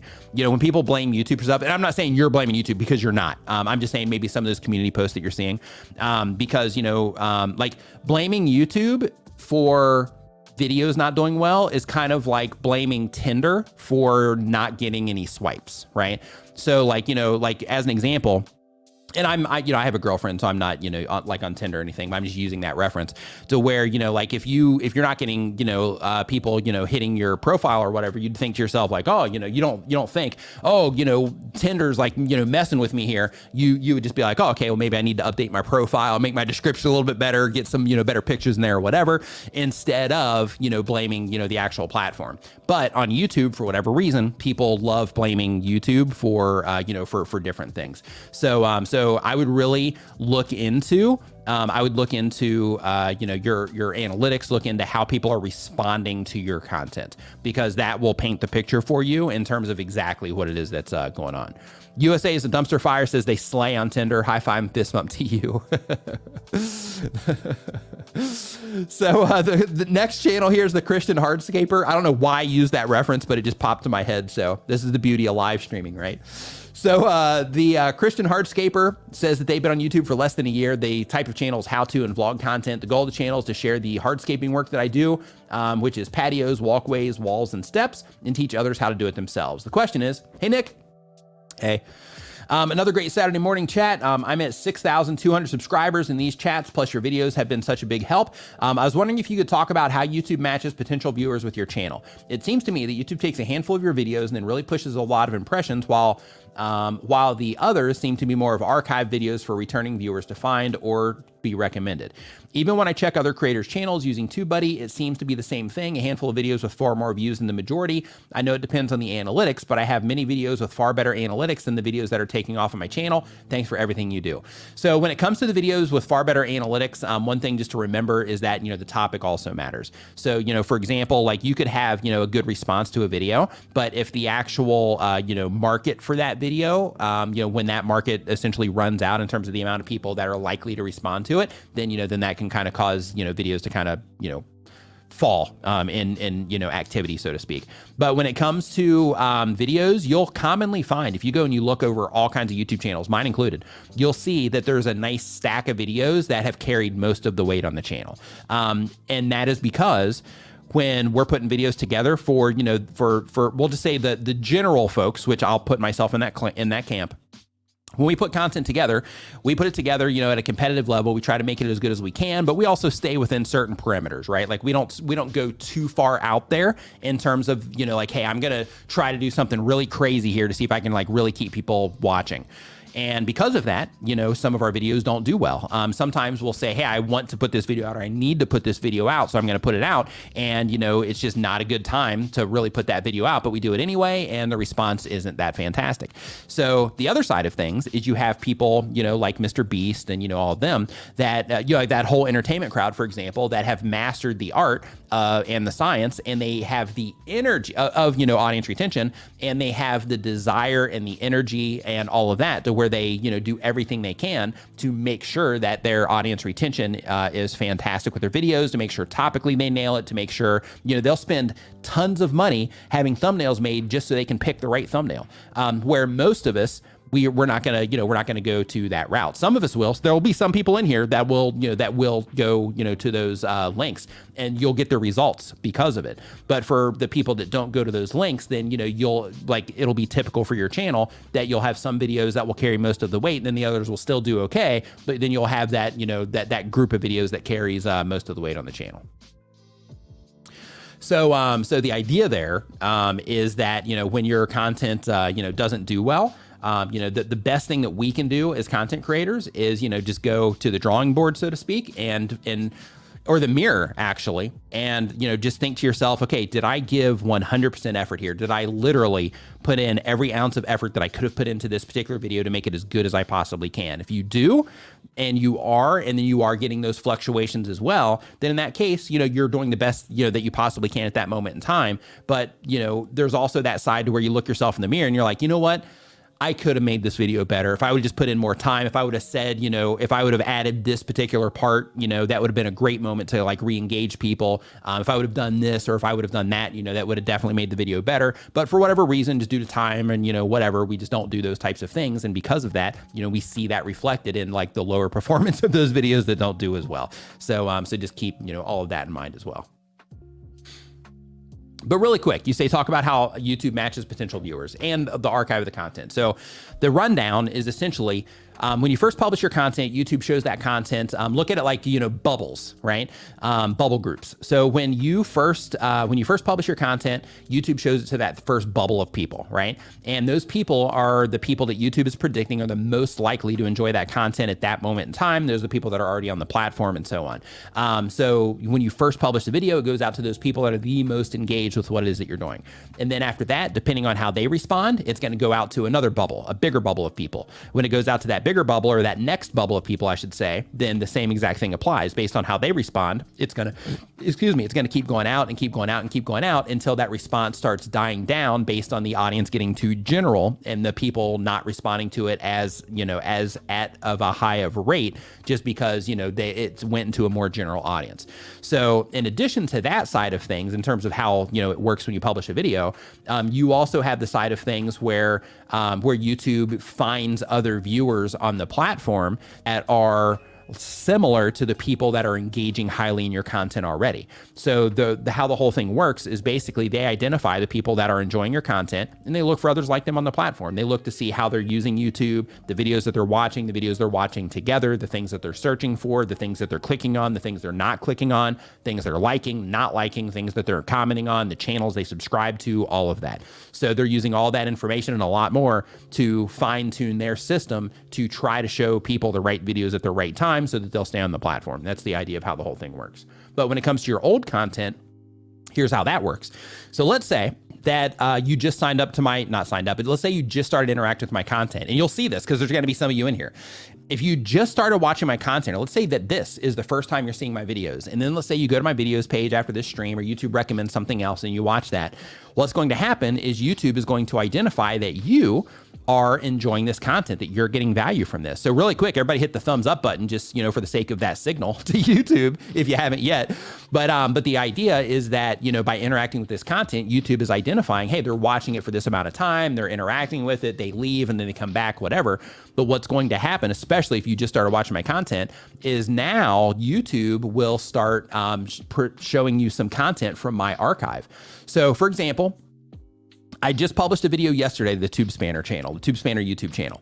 And with that particular video, I was logged into the TubeSpanner YouTube account. And I noticed that I can't remember which one of my videos that I clicked on, because it recommended, one of my videos. So I was like, oh, let me just kind of click on this for a second, just kind of see what it recommends me. And it was recommending me videos that I made 6 years ago. One of them was 6 years ago, one of them was 4 years ago, were two of the recommendations that it was recommending to me for that particular channel. So what happens with your archive is when people start engaging with your content and YouTube identifies like, hey, these people are into this content, then you have that entire library of content that YouTube can try to figure out of that content that's on your channel, which content is a great fit for these people that are currently interacting, and it'll show that content to them. And if they respond to it, then, of course, that thing's just going to keep repeating. So that's the idea in terms of, how the whole thing works. So as an example for me, so by just noticing that, by, using that as an opportunity to see what YouTube is recommending, what that did for me is that showed me there was one thumbnail that it recommended where I wasn't in that particular thumbnail. But if somebody was watching my content, YouTube showed that older video to them and they were enjoying that particular piece of content, then the likelihood of somebody clicking on that particular video that was enjoying my content would be higher, which means that I've actually written down in my to-do that I need to go in and I need to update that particular thumbnail for the sake of helping people identify that it's from me, because it's how to make videos more professional is the actual video. And it's basically just like a suit is the thumbnail, and it has some text on there about how to make videos more professional. But the idea there is I got to see what YouTube is recommending, so I can go in there and I can change that up. So one thing that I do recommend for everybody on that note is, if you do have a second YouTube channel, or you have a friend that doesn't really interact with your channel, or a family member that doesn't interact with your channel, grab their phone, with their permission, of course, and go look at your YouTube channel and see the stuff that YouTube is recommending, next to your other content if they're not somebody that interacts, because those are some of the videos that YouTube is showing to new people that are interacting with your channel, that if you identify something like I did where I need to update that thumbnail, then you can make those types of changes. Let's see here. So next up on the list, we've got Old Man MC. Old Man MC says they do Minecraft tutorials and Let's Plays. The goal of the channel is to share my love for the game and use my skills as a teacher to teach others about the game. Question: when it comes to keywords for tags, what sort of things should we look for? When it comes to tags, don't worry about the tags too much. So use TubeBuddy. They will auto suggest tags. Just pick the ones that are relevant to the video, get them in there and move on. Don't spend a ton of time on the tags. When it comes to the keywords, totally different thing. So when it comes to keywords for your videos, there's two approaches to this. One is that you're optimizing keywords so that you can hopefully end up in YouTube search. Two is that you're optimizing you're using keywords in your titles for the sake of helping people identify it, regardless of where it shows up on the platform, based on how they might be thinking about your particular video. So for example, because you do Minecraft tutorials, if you have Minecraft tutorials in there somewhere, Minecraft tutorial, then in that particular case, one, if somebody's interested in Minecraft, it shows them right out of the gate that it has something to do with Minecraft. If it's somebody that's looking into Minecraft tutorials for specific things, then that shows them, hey, this is a Minecraft tutorial, crystal clear. I understand that. I'm into Minecraft stuff, so I'm going to watch this particular video. So it just helps, people identify it. So the idea, or the thing that I want you to know, is that when it comes to views on YouTube, a majority of the views come from the recommendation system. So, you don't, you can absolutely, have a 100% search-based channel, but if you want, bigger hits with your content when you publish it, then in that case, you also want to balance in, thinking through like, okay, maybe I'm still targeting search, but if this were to show up on a homepage, why would somebody that I'm trying to reach, somebody that's interested in Minecraft, why would this matter to them? Because when it comes to YouTube search, if you're optimizing for that, you're essentially just trying to make it to where when people are looking for your content, you're going to show up there. And it's really easy to get people to click in YouTube search. But what's hard is to get somebody to click on your video when they're not expecting to watch it, when they are logging onto YouTube to watch my video or to watch somebody else's video, or just coming on like, hey, I'm just looking for some entertainment. I'm just sitting here, eating breakfast, and I'm just flipping through YouTube trying to find something to watch. In that particular case, if your thumbnail and title comes up in a mobile feed, you got to make sure that you're thinking about, okay, one, how quickly is somebody that's interested in Minecraft going to be able to identify that this thumbnail or this topic, this video has something to do with Minecraft? Two, what about this is going to be compelling enough to actually get them to come into the video? So if you're going for the recommendation system, that's the exercise that you want to run through in your brain. You just want to define, why is this important to the viewer? How does it help them identify it? And what is it, or how is it compelling, or what exactly is compelling about it that would cause somebody to actually click on it and come in and watch the video? So if you're trying to get recommendations, those are the things you want to be thinking about. When it comes to YouTube search, you just optimize around a keyword phrase, make the best video you possibly can, do some research first to make sure that you're competing for, high search volume, but lower competition things, and then try to squeeze your videos in that way. But just as a heads up too, hey, Neil, Urban Van Life, what's up, man? But basically what you want to do though is, when you are putting your content strategy together in terms of these videos are going out, like these videos I'm trying to get in the recommendation system because of XYZ, these videos I'm trying to get to show up in YouTube search because of XYZ. When you're putting all that stuff together, just make sure that you are, targeting your videos correctly, and make sure that even if you're trying to rank something in search, like I mentioned, still go through the process of, hey, I'm trying to get this to show up in search, but how can I also, tap into the recommendation system for this as well? So then you're kind of double timing, your content, and you're making it more worth it, so to speak. Number 19, cruising along here. Aussie K-pop mom, what's going on? Hope that you're doing fantastic. Says they do K-pop variety content, the goal of the channel is community building, eventual income stream. Question, custom t-shirts or custom thumbs for shorts. Can we or can't we? I thought we could, but I can't get mine to work. I can see my custom thumb I made in YouTube Studio, but it doesn't show anywhere else. Even when I selected suggested thumb from YouTube and changed to that, it still doesn't show even when I try from other browsers. So when it comes to the thumbnails, hey, Neil, thanks for the feedback, man. Super, super valuable, man. I appreciate that. Thank you so much. Yeah, I'm actually I'm like trying to get that information right now. So thanks for the heads up on that. But when it comes to thumbnails, feel free to use them. They will show up in some places on YouTube. Like maybe if it shows up on a homepage or something like that, they'll still show up. But when it comes to shorts, you can still use that if you want to, if you are trying to get like on platform traffic. But really, if you're making a short, the only place that it really matters is in the short shelf. So I wouldn't worry about it too much. But you can, have some views straggle in from like Google search, for example. I've seen shorts pop up in YouTube search also. So in some cases, you can, get those to show up, elsewhere. But in reality, the place you're really trying to go for though is YouTube Shorts, the short shelf. Let's see here. Next up on the list, we've got system administration is the name of the channel. Interesting. The type of channel is two types, one about gaming and a new one about system administration, which I have 15 years of experience in. The goal of the channel is to demonstrate how to get into or be a system administrator and provide tools to make the job less overwhelming. And the question is, I have a hard time promoting. What's an easy way to properly promote my YouTube channels on platform? So a lot of people are under the assumption that when you publish a video to YouTube that you have to start spreading that video like all over the internet. That's not the case. What you want to do is you want to make sure that you're putting together content that, one, performs well on the platform, so YouTube will do that promotion for you. Two, you want to make sure that you're packaging it up in a way that's going to help the people that you're trying to reach that are into system administration, that will help them identify it and also make it compelling enough topically and, with the title thumbnail combo, that they would want to actually, click on it and then go in and enjoy the content. But when it comes to promoting, you can absolutely share your content, on, Facebook groups, subreddits, Discords, all that stuff. But when you do share your content, if you, are somebody that wants to actually, to share your content out, then in that particular case, you want to make sure that you're sharing only into groups that you think are the perfect fit for your content and would be likely to respond to your content if it was shown to them on the YouTube homepage. And the reason that you want to think of it through that lens is you want to think to yourself, the reason that you want to do that is you want to think to yourself, okay, if I am, if I'm going to be putting this content out, then I need to make sure that I'm sharing it to the groups that are going to be likely to respond to it once they hit YouTube. So then I'm teaching YouTube the people that are a good fit for the content. So that, could help the system better understand who the right people are to show your content to. But, the real win is going to come to making videos about the right topics that people who are into system administration are actively interested in, so that YouTube will identify that your video is about system administration because they are watching your video in addition to looking at your thumbnail and seeing all the metadata that you have around it in terms of captions, title, and description and tags.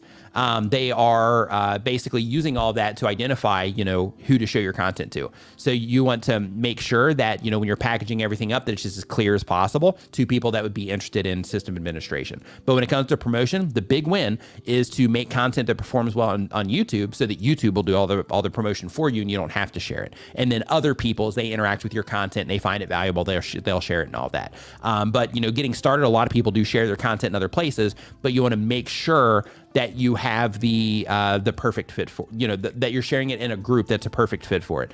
Because a lot of content creators, they'll go into like subreddits where people will do like sub for sub and views for views and all this other stuff. And the problem with that is that when people are, publishing videos and they're sharing them into those groups, they're sharing their content with people that wouldn't click on it in the first place. They don't care about the content. They just care about getting that view back or that sub back or whatever.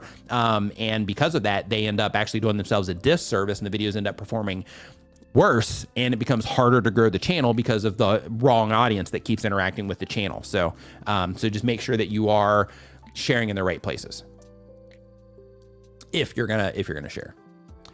Next up, we've got top choice sports cards. I'm going to skip yours because we already answered one of your questions. So I'm going to skip that one just to make space for somebody else. And really quick, in the meantime, while I'm taking a quick sip of coffee. If you're enjoying the show, remember to give it a thumbs up and share it with a friend right now. Okay, so next up here, we've got really quick, we got Learn Self-Defense with Matt. He says, just submitted a question via the online forum. Love this channel and always get tons of value. Much thanks. Glad that you're enjoying the content. Thank you for the super chat. So really quick, since you did ask a question, or since you gave a super chat, you can just drop the question right here. I'll keep an eye out for it. Or maybe Doug can star it, for me so that I'll see it. But if you just go ahead and just drop your question in the chat, I can go ahead and just answer it here, right here for you. Just because like the super chats, they get prioritized just because it's just a fair thing to do. So if you just drop it in, if you just drop your question in here, then I'll just answer it for you right now.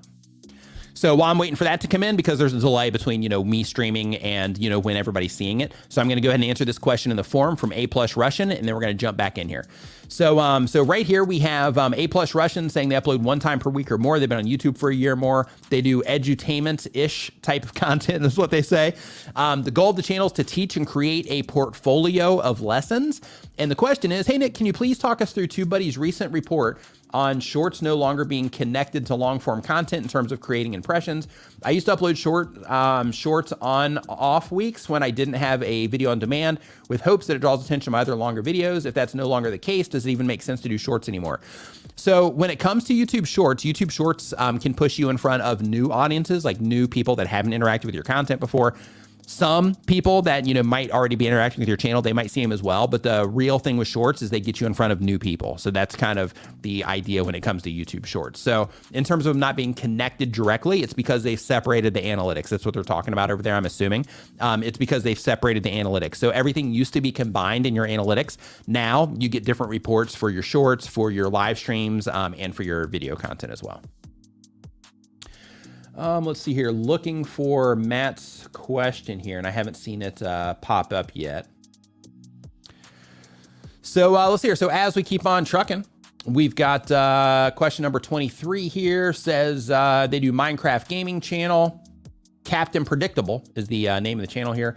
Says the question is, so basically I used to pump out shorts for the longest time, and that's how I have so many subscribers. But when I realized I needed to stop doing shorts, it felt kind of too late, because all my subscribers from an audience that watches shorts, not longer videos. What can I do to maybe change to a correct audience without having to start over.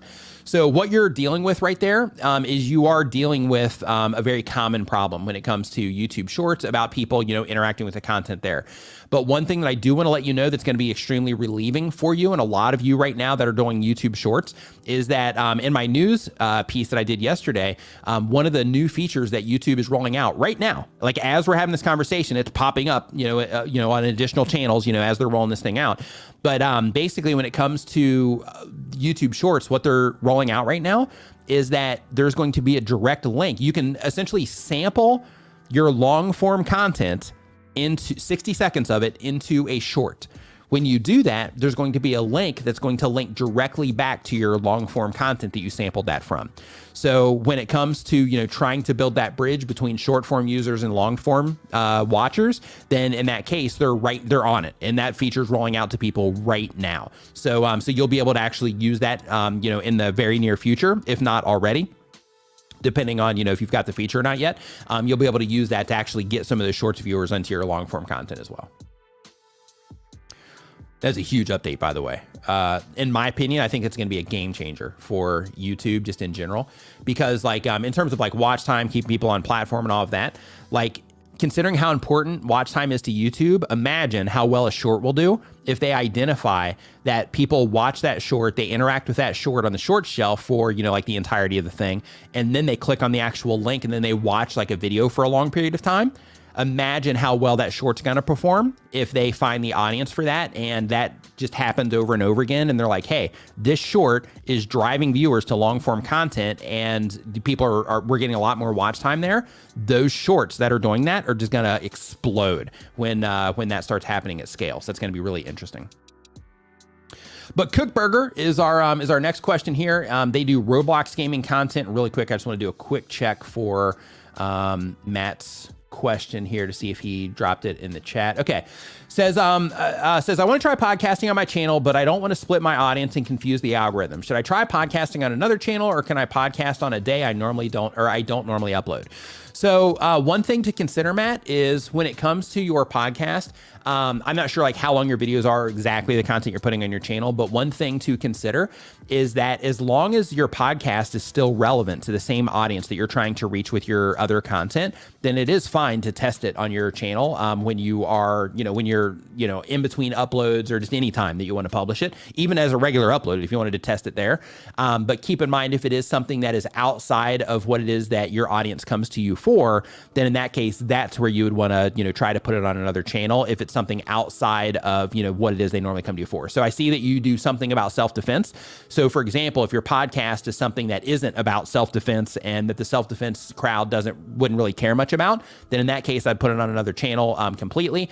But if you're like, hey, this podcast, let's say it's 30 minutes long, and it is still, towards that, self-defense crowd, then in that case, I would experiment with putting it on your channel for the sake of seeing how they respond to it, because you might find that through that experimentation that they respond better to that than they do the other content. Weird things happen when you start experimenting with stuff on channels, but I would definitely try that on your channel as long as it's, reaching the same audience. But if it is, outside of the value they typically get, that's where you'd want to, try putting it on another channel. And in terms of confusing the algorithm, one piece of content isn't going to do that.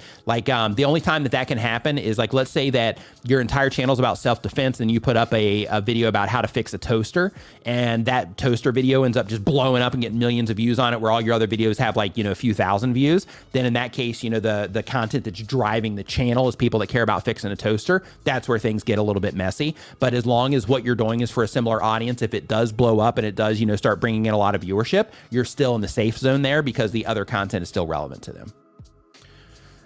Let's see here. So as we keep on going here, we got Driver Sensei. What's going on? Hope you're doing fantastic. Says, hey, Nick, that's all. Just woke up. Needed to make sure I'm alive. Oh, I need a question. How is your news segment going? It's fun.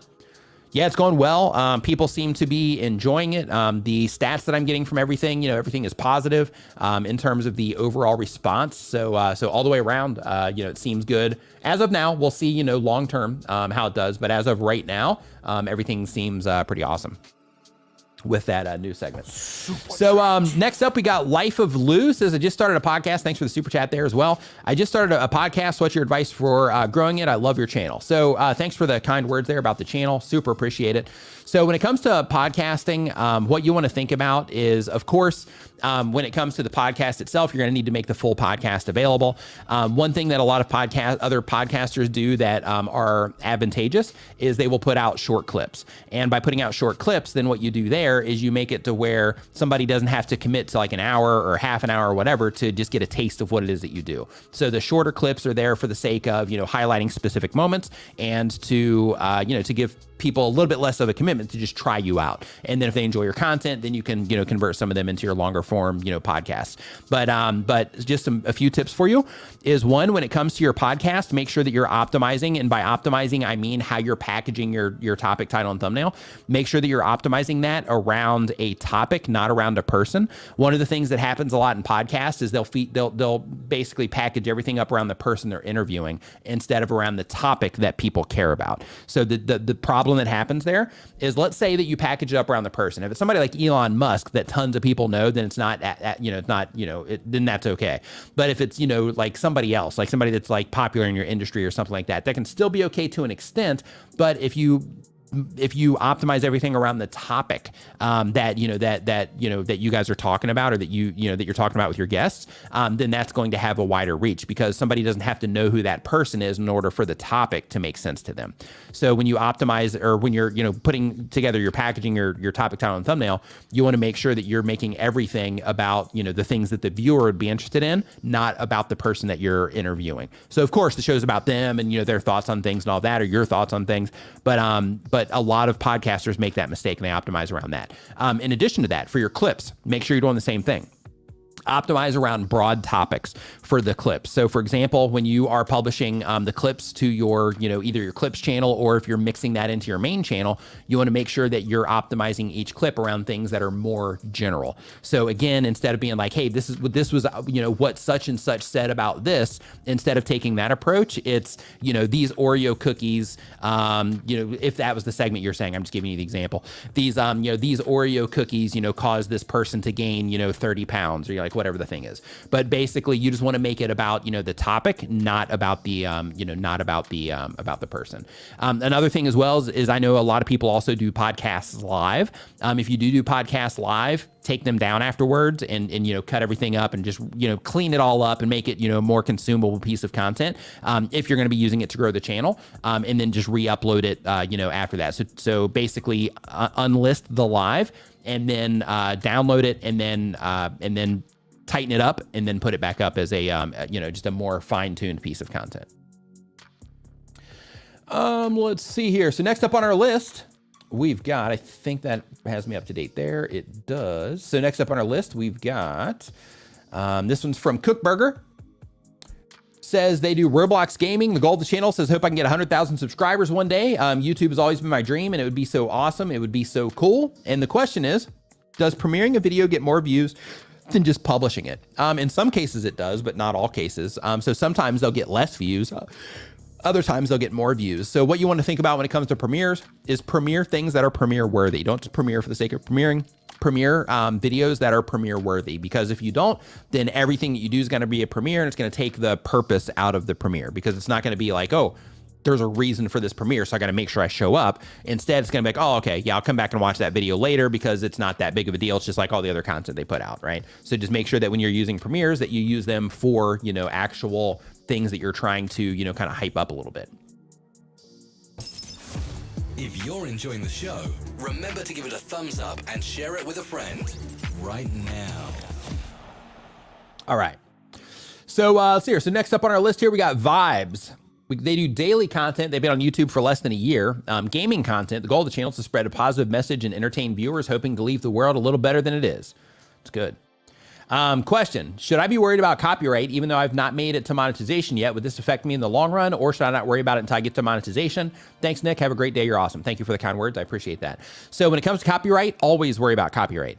The reason that you should worry about it, even if you're not monetized, is because you will be monetized in the future. And copyrights, so in most cases, people will end up with copyright claims if they're using things that they don't have the rights to. They'll end up with claims, but in some cases, they get strikes. And all you need is 3 strikes over a 90-day period, and you're going to lose your channel. So because of that, always be concerned with strikes, or I mean with copyright. So next up, we've got With the Quickness. They do 1 time per week or more uploads. The type of channel is post-sermon commentary for new and redicated Christians. And the goal of the channel is we want to share some sermon messages from our churches, contemporary gospel music, faith-based movies, and Christian experience interviews to help new believers. And the question is, are video titles merged with sermon titles featured in each of our episodes? Can we keep doing this and succeed? Note, our thumbnails also remind us what was featured in each video. Thanks. So, okay, when you are writing titles for something like that, I would lean on the message, not the title of the sermon. So what you need to think about when it comes to titles and thumbnails is the goal of a thumbnail is to grab somebody's attention, possibly get them to click. The goal of the title is to give more information that will cause people to click, right? So the topic, title, and thumb, they all work together, you know, as a team, as a package to win the click from the people that you're trying to reach.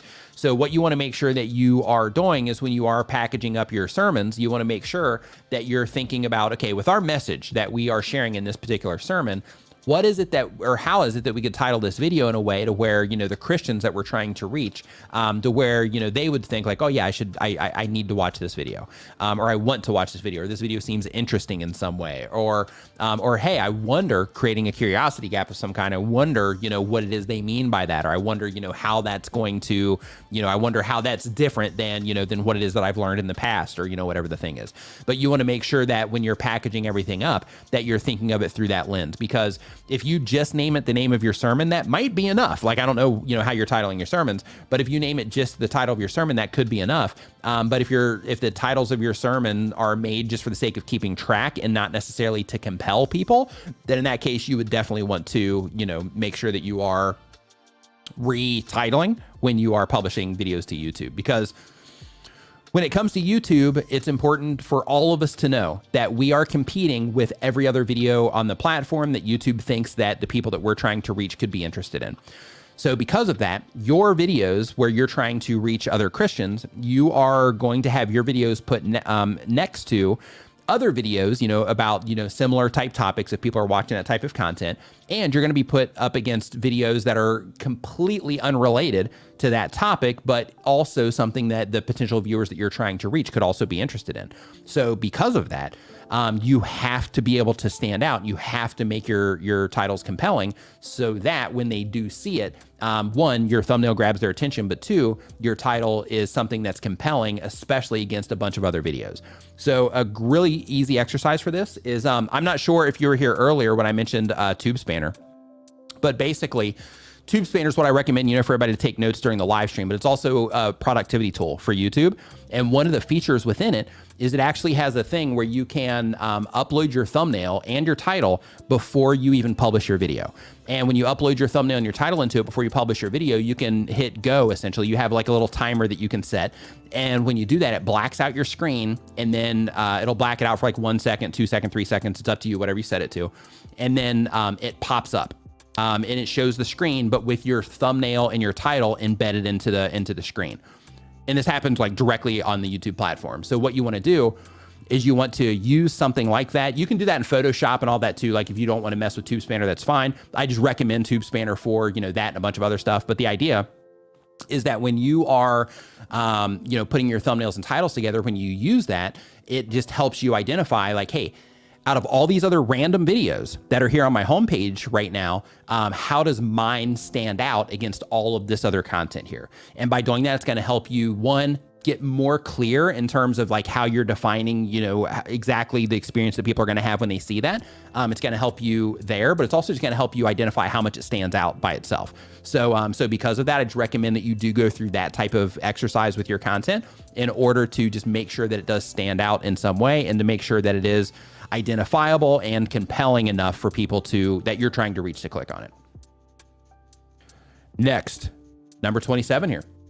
So we got Pull Up Pod. Pull Up Pod, they do content on their mobile phone. It's a podcast channel. The goal of the channel is to connect with people. And the question is, I just started a podcast. What's your advice for growing it? P.S. I love your channel. So same exact thing applies that I mentioned before about making sure that you're optimizing around the topic, not the person. Make sure that that you are, using clips as a way to, give people a little sample of what it is that you offer. Make sure that your podcasts are great. If you're enjoying the show, remember to give it a thumbs up and share it with a friend right now. Make sure that when you are publishing them, make sure they're cleaned up, right? Because here's one thing you have to remember is that, when people are clicking on videos on YouTube, they're expecting videos. So you want to make sure that, there's not a bunch of, like downtime and things like that. You just want to get into with podcasts, a typical approach to podcasts is they also add a hook at the beginning in terms of why that particular episode would be relevant to the viewer or important to the viewer. You want to make sure that you're doing that so that when people come into it on YouTube, they get that same experience in terms of like, hey, this is, how this is important to me. Another thing you want to make sure that you keep in mind as well is on YouTube, the experience is different than if somebody has in headphones and they're listening to it, out on their jog through like Apple Podcasts, for example. On YouTube, maybe somebody listens to it, like in the background while they're working, or maybe they're actually sitting down there and watching it or whatever. But the idea is little details like your intro. In podcasts, intros are typically pretty long, right? You have this big long sequence that you go through 10 seconds, 20 seconds, a minute sometimes in some cases. Take all that out for YouTube. Make it as tight as you possibly can for your intro. If you want to get that branding in there, get it in there, but make it as short as you possibly can, like 3 to 5 seconds, so you can just make it happen quickly and then get into the content. Because, when it comes to YouTube, you want to get people into what it is that they're expecting and deliver on what it is that they're expecting when they click on your thumbnails and titles so that they'll stick around. If you have all this stuff that wastes a bunch of time, then people will end up leaving. So you just want to make sure you keep those things in mind in addition to the other podcast advice that I mentioned before. So next up, we got iFun Chris. Says they do entertainment content. The goal of the channel is just for fun. And the question is, I'm new on YouTube clips. Do you know how it works? Yeah. So when it comes to clips, like if you're watching the stream right now, there's going to be a clip option, down here somewhere. And if you click on that, then you'll be able to clip out just a short part of the live stream, and then you can share that out to like Twitter or something.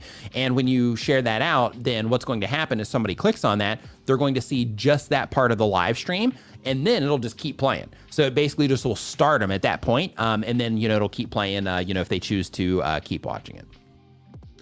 So next up, we're on number 29 right now. We're cruising right through these. We got the Capped Filmmaker. Capped Filmmaker does filmmaking tutorials. The goal of the channel is to reach an audience and share my knowledge. And the question is, one of my videos got a lot of views relative to my average. I was wondering how to capitalize on that to get more views than the other videos. I've already tried end screens and didn't get good enough results. Any advice? So if you tried end screens once and you didn't get good results, the video that you're recommending there might be the wrong video. You might need to change that out. You might want to also try recommending like a playlist instead of a video. Just think about, people are coming into this video for this specific topic. Therefore, the video that I'm going to, recommend to them is going to be a perfect fit based on what they are proving they're interested in by clicking on the video that they clicked on that actually got them to this end screen, right? So you want to make sure that you're optimizing around relevance in that case. In addition to that, make sure you're pinning a comment linking to a video or playlist. Make sure that, for your other content, but again, it's got to be relevant to the viewer, to the viewer that's coming into that particular video. Make sure you're adding description links down in your video description as well, because people do go down to video descriptions more so if you prompt them to do it. Speaking of which, I've got a bunch of links down in my description, a bunch of helpful stuff for you as a YouTube content creator. So I recommend you check it out. But in addition to that, make sure that your channel page is set up properly so that as people are enjoying your content, for the people that click into your channel name and land on your channel page, they can click on your videos tab and YouTube will already have your videos there, but you can do them a solid by organizing your content into playlist and putting those playlists as sections on your channel page so that if somebody hits your channel page on a computer or mobile device or TV or whatever, as they're scrolling down your channel page, they more quickly get to the content that they care about on your YouTube channel. And the way that you want to set that up is you want to put your uploads playlist at the very top. And from there, of course, you can put your popular videos next if you want. But from that point, then you want to start optimizing around the things that are currently driving your channel. So for example, in your case, since you're doing filmmaking tutorials, let's say that you have a handful of like camera videos that are driving your entire channel, or that are bringing in the majority of traffic. Then in that case, that very first playlist that you put either underneath your uploads or underneath the popular, you want to make sure that that has something to do with, you know, that camera model that's bringing in if you have more content on it, or other camera reviews as an example, if it was like a camera review or something like that. But you just want to think of the relevance, right? If these videos are the ones, if my camera reviews are the ones that are driving all the traffic, let me make sure I put those camera reviews towards the top of my playlist so that when somebody lands on my channel, that they don't have to scroll down very far in order to find that content that matters to them. Let's see here. Next up on our list, we've got Traveling Sam Books. Oh, I just remembered I forgot to do this here. Hold on. There we go. Traveling Sam Books says that they do educational content. The goal of the channel is to help American families transition to the full-time travel lifestyle. Question is, like everyone here, I'm improving over time. What if a 6-month-old video starts going wild and browse? Should you recreate the video better and try to cannibalize the older video's traffic, or just leave it? Just leave it. If it starts performing well, YouTube has found the audience for it, and you want to make sure that right now, don't even mess with it. Just let the system show it to whoever they want to if people are responding positively to it. But what you do want to do is if you have a video pop on your channel and all of a sudden it starts bringing in all these viewers based on that particular topic, what you want to do is you want to think about, okay, right now over this last 2 weeks or this last 30 days, tons of people have come in for this particular topic. So because of that, what video could I make next? That would be just a great fit. If they watch this video, it would only make sense for them to watch this other video. And then you want to publish that video. And the reason that you want to take that approach is because they're proving to you that they're interested in this. They are recently engaged in your channel. Since they're recently engaged in your channel, then you are more likely for YouTube to show them that new video that you publish, as long as it's a good fit for that particular viewer, which is why you want to make sure that that video would be a perfect fit for, for whatever, video that, for the viewers that are interacting with that video that is currently doing better. Good question. So here, next up on our list, we've got Brian Tiles is the channel. The type of channel is tiling trade tips for DIY renovators. And the goal of the channel is just to help DIYers save money and time to create a home DIY community. Question. I've been just uploading to shorts with varying results and about to start uploading long form tiling tips and tiling tool reviews. Is it worthwhile now deleting the shorts so my content is fresh and more on brand? If your shorts are related to the tile work or just DIY stuff, leave them. If your shorts are something about something completely different, then in that case, I would update them, or I wouldn't update them. I would take those down if they're not directly related to like the DIY world. And the reason for that is because you just want to make sure that you're serving the same audience with all of the content that you're publishing, because ultimately what you're trying to do, you're trying to grow your YouTube channel around a certain type of audience and, around their interests. So because of that, if you do have shorts on your channel that are just not related to DIY and tiling, then in that case, I would take those down. If it was me, if it was my channel. So here, next up on the list here, we've got Fretboard Diaries. Hope you're doing awesome. Nice to see you in the chat today. Says they do guitar-related content. Goal of the channel is to build community of virtual monetization. And the question is creating shorts from long-form content a slow rollout? Yes, it is. I'm still not seeing the option. Also, do you think it would be beneficial to try and pull people from the short shelf to your long-form content? I do. Yeah, I think this is going to be a huge, huge bonus for content creators. So right now, there's like a few things that are going on. So let me talk about that really quick. There's a few things that are going on right now that I think is going to be a huge benefit to all of us as content creators. One is the thing that they're rolling out right now, the new feature they're rolling out, where you are going to be able to send people from short form content directly into the long form content that it's sampled from. That's huge. In addition to that, YouTube is rolling out, all these different monetization options. So I'm not sure if you've noticed, but, now, in addition to all the other ways you can monetize on the platform, they also have, Shopify integration now They're talking about testing super thanks on YouTube Shorts here later in the year. They're also talking about, other monetization things for YouTube Shorts as well. Like they're going deep on trying to, figure out how to help content creators make money and of course make money themselves, as well. But with the Shorts thing, plus with what it is that they're doing, with trying to help content creators on the money side. Yeah. Like, for everybody that's like, hey, it's too late to start YouTube. Wrong. Like it couldn't be a better time. Like now's the time to, get into all this stuff because, like all of these things are getting put in place that you're going to be able to take advantage of to where, if you start, 3 years from now, then, it might be a little bit, more challenging. So if you are somebody that's on the fence, like go ahead and start now. So here, the channel name here is Artemio Sylvia. Artemio Sylvia. Hey, Gary F. Monson, thank you for the kind words. I appreciate it. Thank you. But the channel here is Artemio Sylvia. Artemio Sylvia does informational content. The goal of the channel says, I don't know anymore. Hey, I love your transparency though, right? You're like, yeah, I don't know. I just don't know. I don't know where I'm going with this. The question is, I do career advice. So I've created a ton of videos thinking that I would get clients. My videos are on the top results, but the clients come from LinkedIn or referrals, and I'm sick of making those videos. I've tried other topics, but the videos never do well. What to do? I think you called it. Like if you're sick of making those videos, then I would try to find another way of marketing. Like if you just don't like doing it, then I would just try another way of, marketing your content or just push it out onto LinkedIn. If you're going to continue to make the videos and you're getting results on LinkedIn, then I would double down on LinkedIn because that, is something that's working for you. Another thing that I recommend is you might want to reach out. Like if you're doing this, professionally and you are trying to generate like leads and sales, I would reach out to Owen Video. If you go to thevideospot.net with a THE in front of it, thevideospot.net. Him and his wife work with content creators that are like service providers and, things like that, real estate agents, mortgage brokers, accountants, all of that. So if you are, doing that type of, thing, I would reach out to them because what they do is they actually, help businesses thrive on YouTube.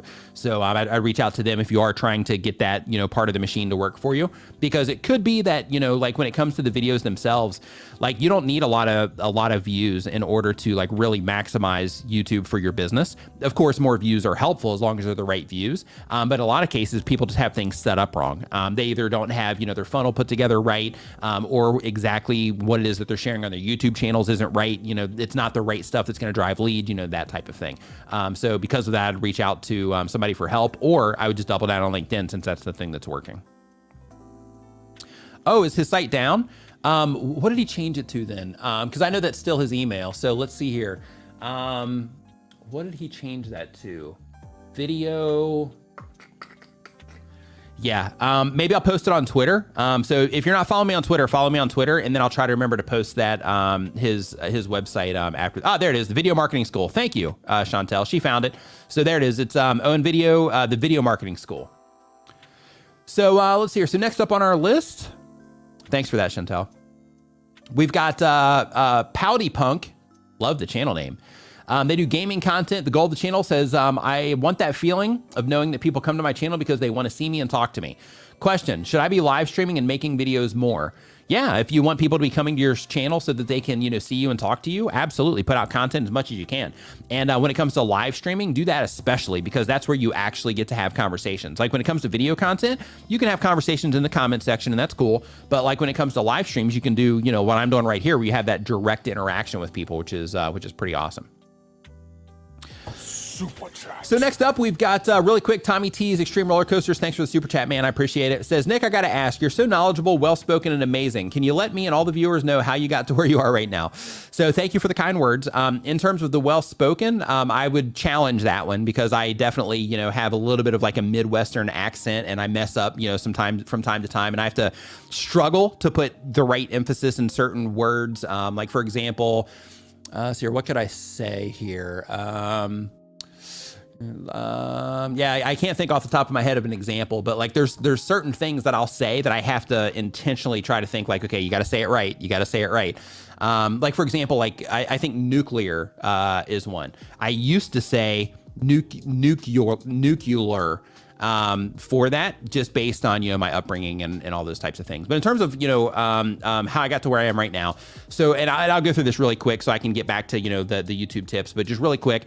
I started this channel that you're watching right now. And I started it around the experiences that I was having at that moment in time, which was like teaching people, how to stay focused when you're working at a coffee shop, how to come up with video ideas, because I wasn't clear on who it is that I was trying to reach at the time. I was just sharing things that I was dealing with in my life. So how to stay focused when you're working at a coffee shop, how to get stuff done in a coffee shop, how to come up with video ideas, how to come up with channel ideas, how to name a project, like the different tools and resources that you can use to find a good name for, like your next web project or whatever. Because I was doing a lot of freelance work, contract work, and things like that at the time. So because of that, I was leaning on those things for the content for the channel.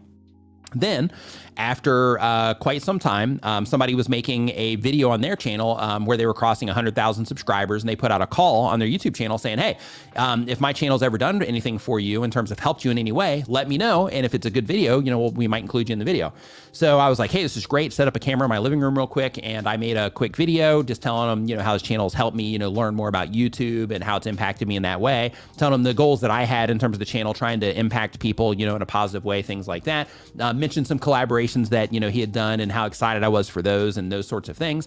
And after, I submitted that video, he hit me up really quick. And he was like, hey, would like to, work with you in some way.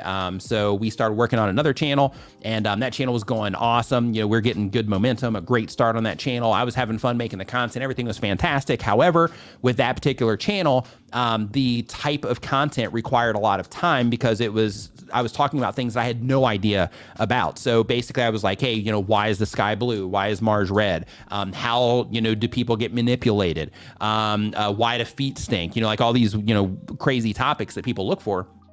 And I had to research them, which sometimes would take, days in order to get, just good information that just wasn't easily available. So basically I would research them, and then I'd have to condense that information down to like bite-sized information that would make sense for a video, but also be able to explain it in a way that would make sense for other people so they'd leave with some type of, additional information that they didn't know before. So it took a really long time to make that content, and I overcommitted myself. And because of that, I ended up coming to a point in time to where I was just working from the time I woke up to the time I went to bed, essentially.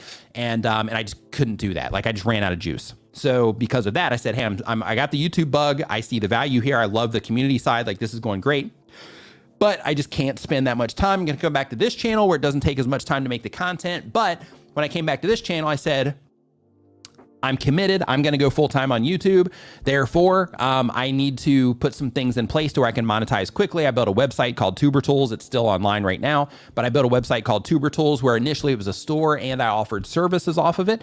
And offering those services was my way of embedding myself to where everything that I was doing in the day was going to be around YouTube. So what I ended up doing is I basically started phasing out the one side of the design stuff and then focusing it on, the YouTube side. So I was literally embedding myself into like the YouTube world. And by doing that and focusing on making, good content for people, then I was able to, quickly get things to, like a full-time status here on YouTube.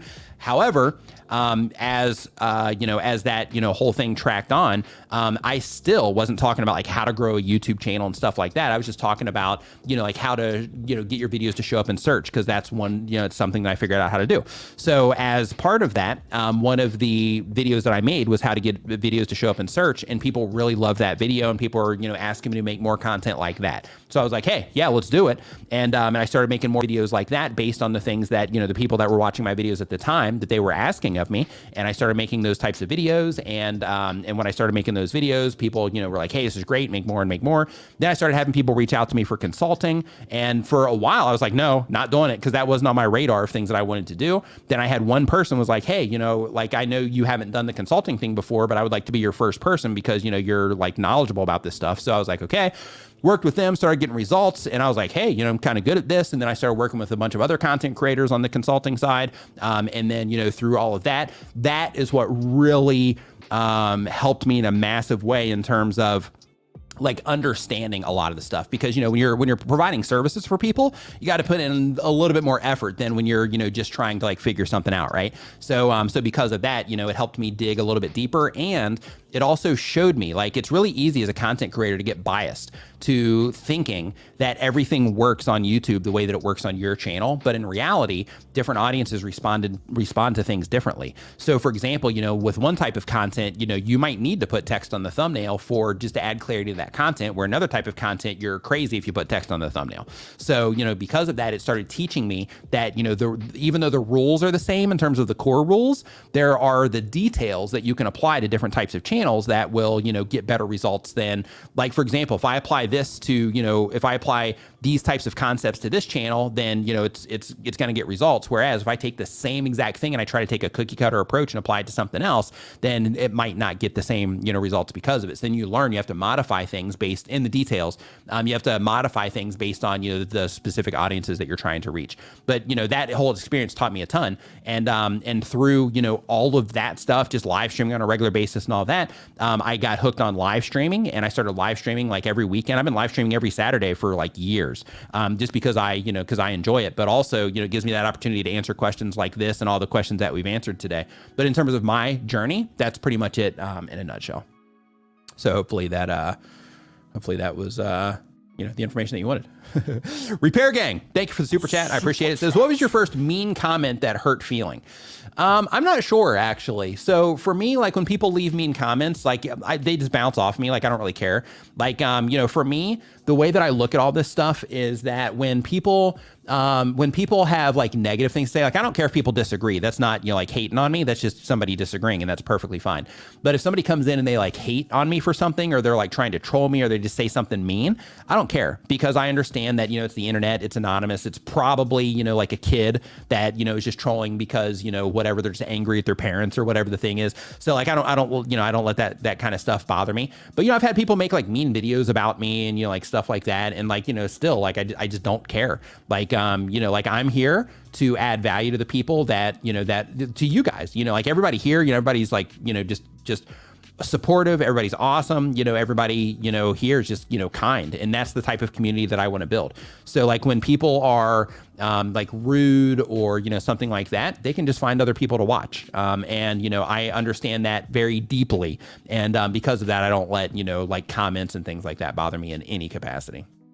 Like, literally, like, somebody can make a video saying anything they want about me, and I care like 0%. I was gonna say 1, but not even 1%. Like, I care 0%. So Croco Kyle says, can you explain the YouTube Shorts sample? I don't have the option. So yeah, so what's going to happen, Croco Kyle, is that with YouTube Shorts, the new update that they have is that you are going to be able to go into your archive of content. So any of the videos that you have on your channel, you're going to be able to go into those videos and sample out a 60-second clip and then assign it to YouTube Shorts. And when you do that, it's going to have a link that's going to directly, a link in the bottom left of the, you know, of the vertical image there.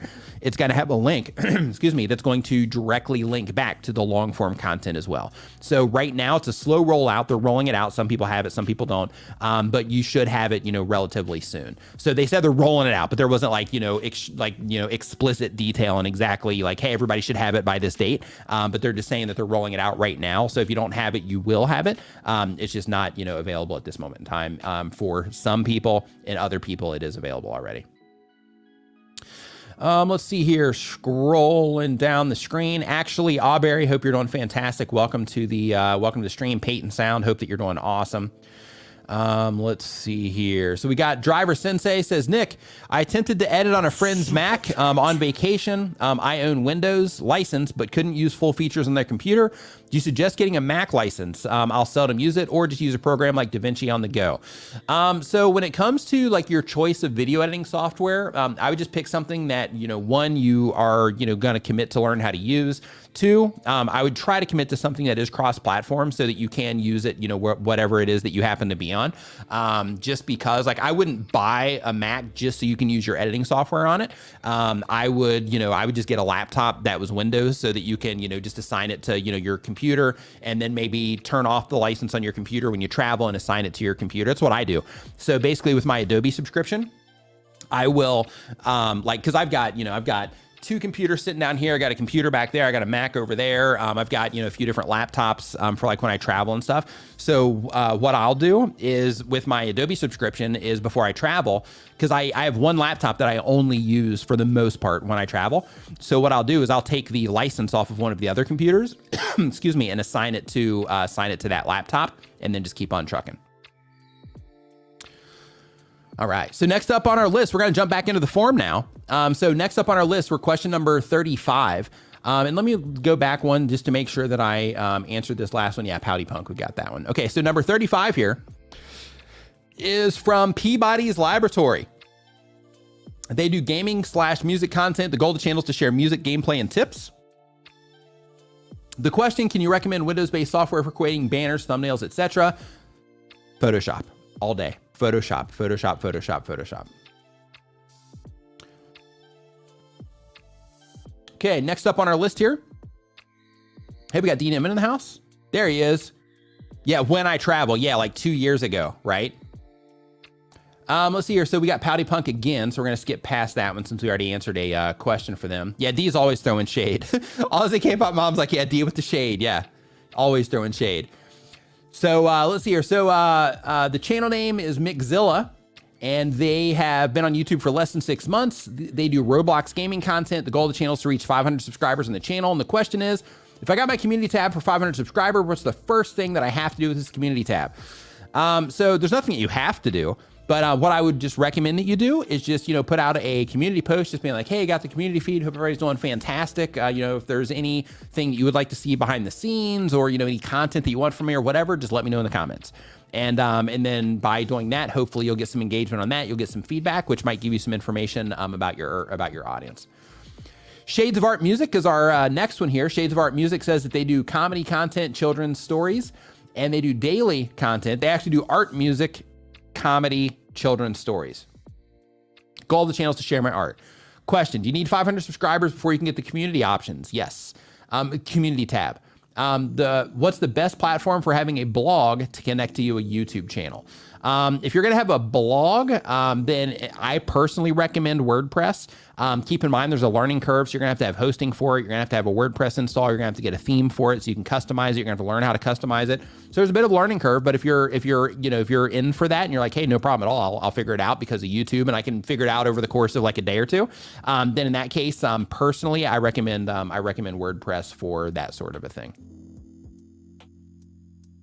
Next up, we've got Asaris Campaign. Asaris Campaign says they do gaming content. The goal of the channel says I want to make an Indian gaming community better, since nowadays it's only about Free Fire, PUBG, mobile mostly. I play all the games and I try to represent them in a funny and better way.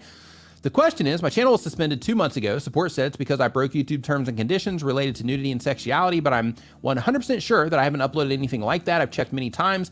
I don't have any strikes, warning mails. I asked YouTube support to provide me with links, name, related content. Okay, here's the thing. How do I get real authentic support? So the best chance that you have is going to the YouTube community forums. If you hop on Google and you look for YouTube community forums, then you're going to see the option pop up there. Go into the community forums, list out exactly what it is that you're telling me right now, and just let them know, hey, I never had anything like that, never ran any issues. I'm not that type of person that would even do that, those types of things. But don't make it like aggressive. Just state the problem. This is the thing. I think that it was, I don't think that it was accurate, and I would love to have somebody check it out. And you might have somebody reach out to you. So keep in mind, if you've already went through the appeals and all that stuff, you've probably lost the channel. But in some cases, you might be able to reach somebody through the YouTube community forums that might be able to help you. I would also try to reach out to @TeamYouTube on Twitter and @YouTube Creators on Twitter to see if you can get some type of response there as well. But they're probably just going to direct you right back to Google or to a Google Help pages about where you can appeal, the problem that you're having. But what you're dealing with right here, this happens from time to time to channels. And it's unfortunate in terms of, creators getting kind of caught in this crossfire, so to speak. But it's an unfortunate thing. And that's the kind of like the best chance that you have of getting any type of like real, support. The next comment here is from F Vlogs TV. Flogs TV says that they do random, it's a random and gaming channel. The goal of the channel is to make money so I can help my family. And the question is, why do some people unsubscribe from my channel? So people unsubscribe for a bunch of different reasons. Some people will unsubscribe because they're just not interested in that type of content anymore. It might not have anything to do with you. It could just be that they decided they don't watch gaming videos anymore. It could be that they used to watch videos around the types of games that you play, and then now they just moved on to another game because they maybe completed that game or something like that, or they're just not interested in it anymore. There's a lot of different reasons that people unsubscribe to channels, but here's the thing, it's part of the gig. As a YouTube content creator, you're gonna have people subscribe, you're gonna have people unsubscribe. Don't worry about it, like don't stress out about it, don't let it, impact you, emotionally or in any negative way there. Just look at it like it's part of the game, because it is. On my YouTube channel, I've lost over 350,000 subscribers over the course of my YouTube journey, and it's just part of the thing. Like, it sucks because I'd have a gold play button right now sitting, right back there for my channel, but I've lost, that many subscribers, and it's perfectly okay, because it's part of the gig. But what you do want to do is you do want to notice the content that is driving people to unsubscribe, because, there can be some clues there. So like, for example, I lose a ton of subscribers for every live stream that I do, and I'm cool with that because I add a different type of value here, and I'm not here for them if they're wanting to unsubscribe for the channel, right? So because of that, I don't care, because I'm here for those of you that are here right now that are participating, not for the people that, would unsubscribe from this. So, so it's just part of the gig. So, so don't let it stress you out. Let's see here, Doug, I see your message. Give me 1 second. So I need to step away here for about 30 seconds. In the meantime, actually, I'm gonna hold out here for just a second before I do that. Let's see here. So next up, we've got, let's see here, Miss from Restores. Let's see here. Okay, got it. Is my, Retorres says, is my iPhone enough to do my first live stream? Absolutely. So what I recommend if you're gonna be doing your first live stream with your iPhone is I recommend that you just, if possible, that you connect to a internet, like connect through Wi-Fi if you can. If you can't, you can live stream with your mobile data as well. But at the end of the day, your iPhone by itself, in terms of the optics and all that stuff, yeah, you have everything that you need to create videos and live streams.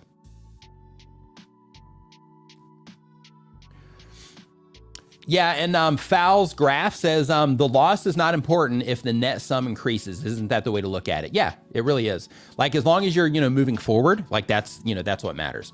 How big is the map? Hey, what's up? Hope you're doing awesome. Nice to see you in here. It says clicking the publish button is always so exciting. It is. It definitely is. So let's see here. So next up, so I got that one. Driver Sensei says, hey, Nick. Oh, we got that one already. I fought for 29 days straight. Got this channel back in February 2020. YouTube, legal, security, etc. said there's nothing they can do, but look at me now. Okay, so just as a heads up, if you keep pushing that on that last question that we had about, the channel getting taken down, if you keep pushing, you might, end up in a situation where you, do get your channel back. So really quick, I do need to step away. I was going to try to hold off on that for a little bit longer, but I do need to step away. So I'm going to step away here for about 30 seconds. And in the meantime, I got something for you to watch. So Brian G. Johnson and myself, we made a diss track for Daniel Batal, who hangs out in the chat here sometimes. This is just all fun. So we're not being mean when we do this, but we're just having a good time. He made a diss track about Brian, so we made this one in return. But this is the diss track, and I'll be back in about 30 seconds. I'm just playing this so you have something to watch instead of just like a be right back screen. So, so here we go, and I'll see you in about 30 seconds.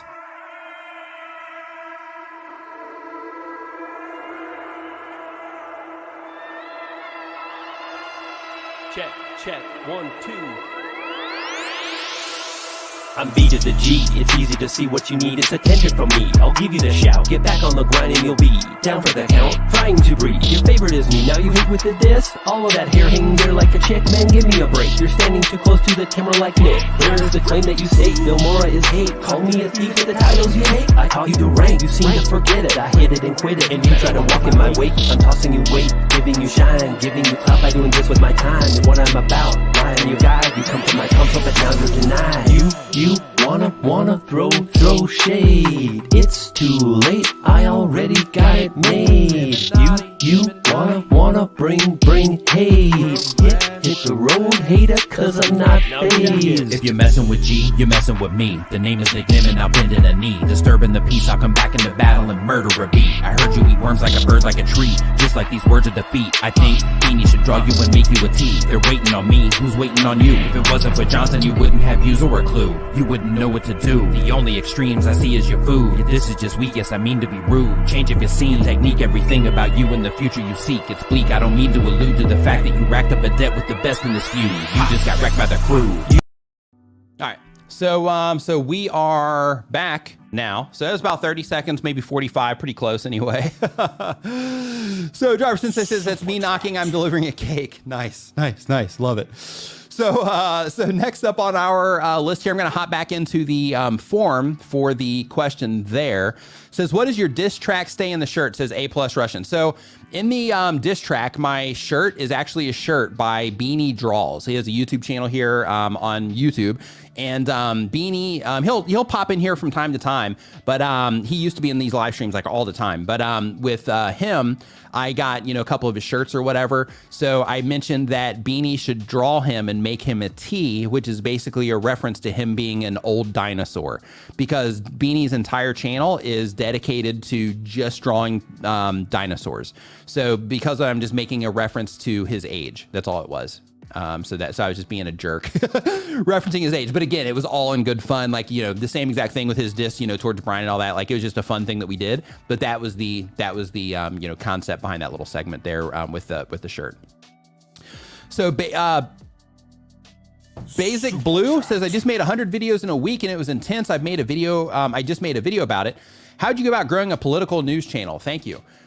So when it comes to political news channel, I would just ride trends. That's all I would do all day long, is I would ride trends. So basically, if you go to Google or trends.google.com, you're going to see all the different things that are trending around politics right now. So I would start there when you are making your content. I would just ride trends. And by doing that, you are going to ensure that you're always talking about, it's going to work against you here with this 100 videos in a week.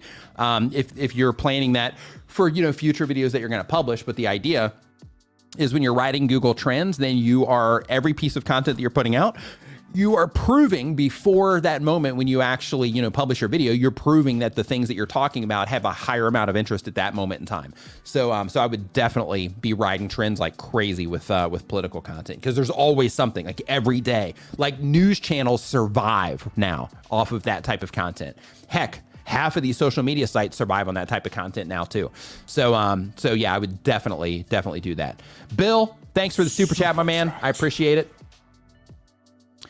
So yeah, Doug says, miss you, Beanie. Yeah, miss Beanie too. Hope he's doing awesome. We got to hang out when we went to Australia for VidCon. He's a pretty awesome guy. So let's see here. So next up on our list here, question number 40, we got F Vlogs TV. F Vlogs TV says they do random content in gaming. Goal of the channel is to make money. Oh, we did this one already. Next. KB Kel's World. Hey, really quick. Basic Blue. So when it comes to trends, I'm actually going to just mention something again really quick. So when it comes to trends, what I recommend that you do in your case, like if you are going to take that approach and just try to make content around the things that are popular, like right now, and just get that content out. What I recommend that you do is, I'm not sure what browser you use if you're on Safari or Chrome, but what I recommend is in the settings of either one, you have it where you can go in, you can tell the browser that when you open the browser to open these particular websites, when you open it, what I recommend that you do is have it open like Google News in the politics section, Google Trends in the politics section, maybe AP in the politics section, like anywhere where you might get news from. I would just get a few windows to where as soon as you open your browser, you see those things, so that if you open it up and then something's happening right now, you'll see it, either on one or all of those, sites. And then that will tell you like, hey, these are things that are really important right now. So these are going to be the things I'm going to make videos about. So I would just encourage you to try that. And by doing that, it's going to, just keep you super in tune with what is going on there in the political world. Let's see here. So Slink Hail X Gamer, thank you for the super chat. It says, quick question. How do you talk like you talk so much? I don't talk as much as you. So with me, all I do here is I just answer questions and I just kind of let it process through. So in a nutshell, I have a form right here. I'll actually show you real quick. So I have a form right here on this screen. So this one right over here is a form. And with this form, this is where people ask questions. And I'll pull them from the chat, obviously, because I'm answering your question here that popped up in the chat also. But this form right here is where I collect the questions, and then I just go through one by one and I answer the question. And then, you know, I might throw in just a little bit of extra information or whatever, or I might just respond to something that somebody says in the comments. That's it. So I just pay attention to what's going on there. And then by doing that, that allows me to, you know, to just sit here and talk. So for example, I just spent, you know, a handful of seconds here answering your question. And then, you know, we move on to the next one, and that's, you know, that handful of time that was, you know, focused right there, you know, on that moment. So, so essentially I just make sure to have this form right here so that I know the questions or the, you know, the information that people want to know. And then I use the chat for that, you know, from sometimes as well. If I want to just kind of take a break from the YouTube stuff, talk about something for a second, then I can use YouTube for that, just from the side conversations that are, or not YouTube, but the chat for that, because, you know, the side conversations that are happening and whatnot. So, excuse me, Explode V2, thank you for the super chat. Says, are shorts and regular uploads two separate analytics / algorithms? I notice shorts may get a lot of views, but regular videos still struggle. Yes, they are. But in addition to that, another thing that I always make sure to bring to people's attention when they are, you know, having that issue that you're having in terms of my shorts are doing awesome, but my long form content isn't, excuse me, is that when it comes to YouTube Shorts, first, if you just open your phone right now, you might be on it right now, but if you're like on a computer, I want you to open up your phone and I want you to go to the YouTube Short shelf. When you open up the YouTube Short shelf, as soon as you click into it, there's going to be a video right there in your face.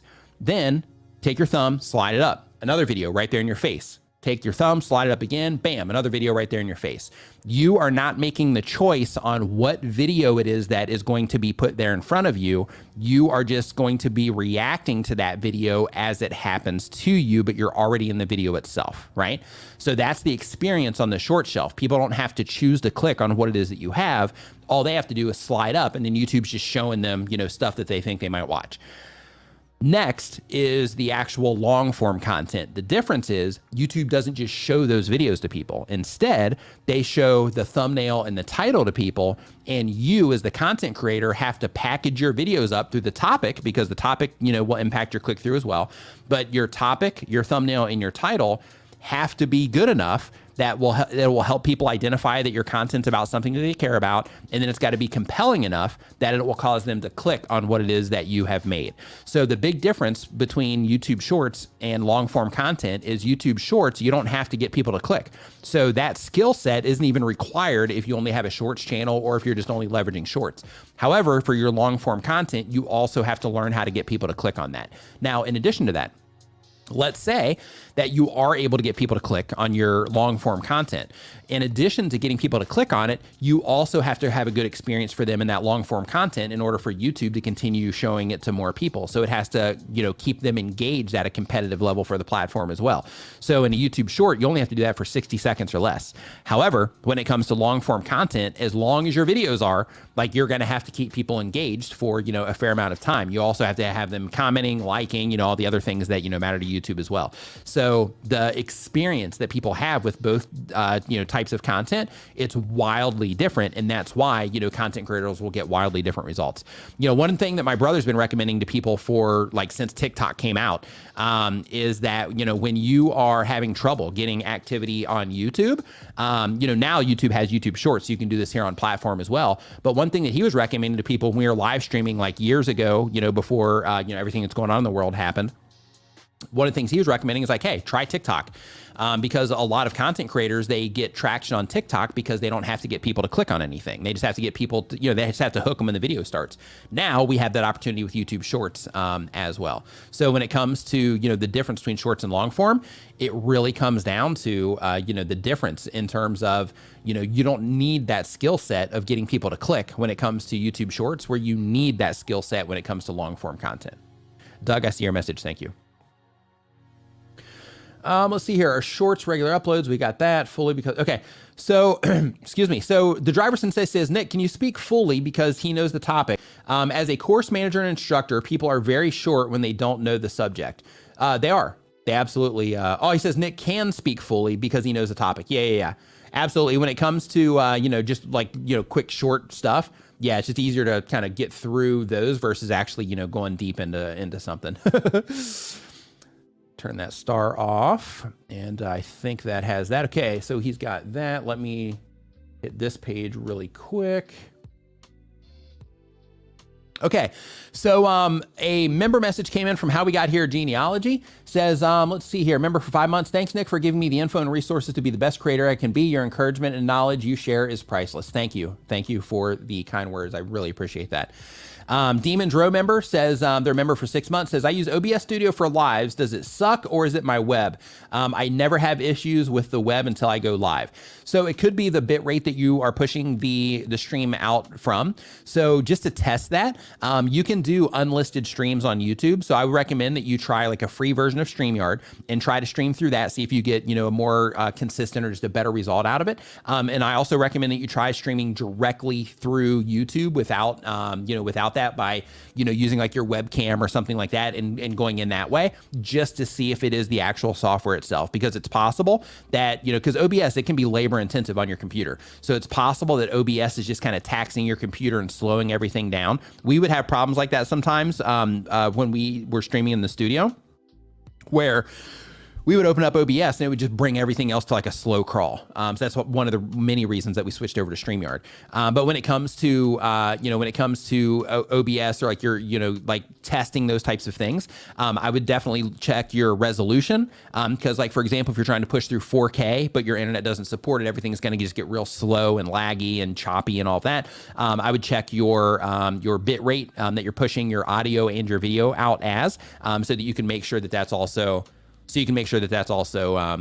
okay as well. But I would definitely try just a few different things just so you can confirm, okay, is it the internet or is it the software that I'm using? So just a heads up, if this stream kicks off, because it's starting to rain like heavy right now, you can probably hear it.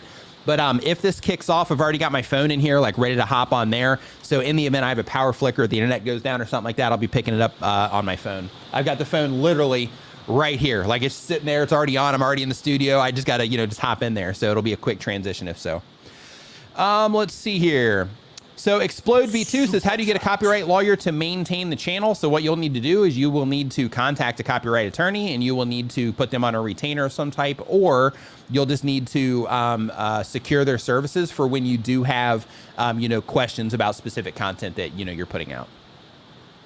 Yeah, you do hear the rain. Yeah, it's really coming down. So let's see here. So next question that we have on our list here, we are now at question number 41, is from KB Kell's World. KB Kell's World says they do motherhood and lifestyle content. And the goal of the channel is they enjoy being creative. They love having memories documented. My goal is to be the Nicki Minaj of mom blogs and get sponsors from my favorite brands, including Target, Walmart, and Nordstrom. Love that. The Nicki Minaj of mom vlogs. That's great.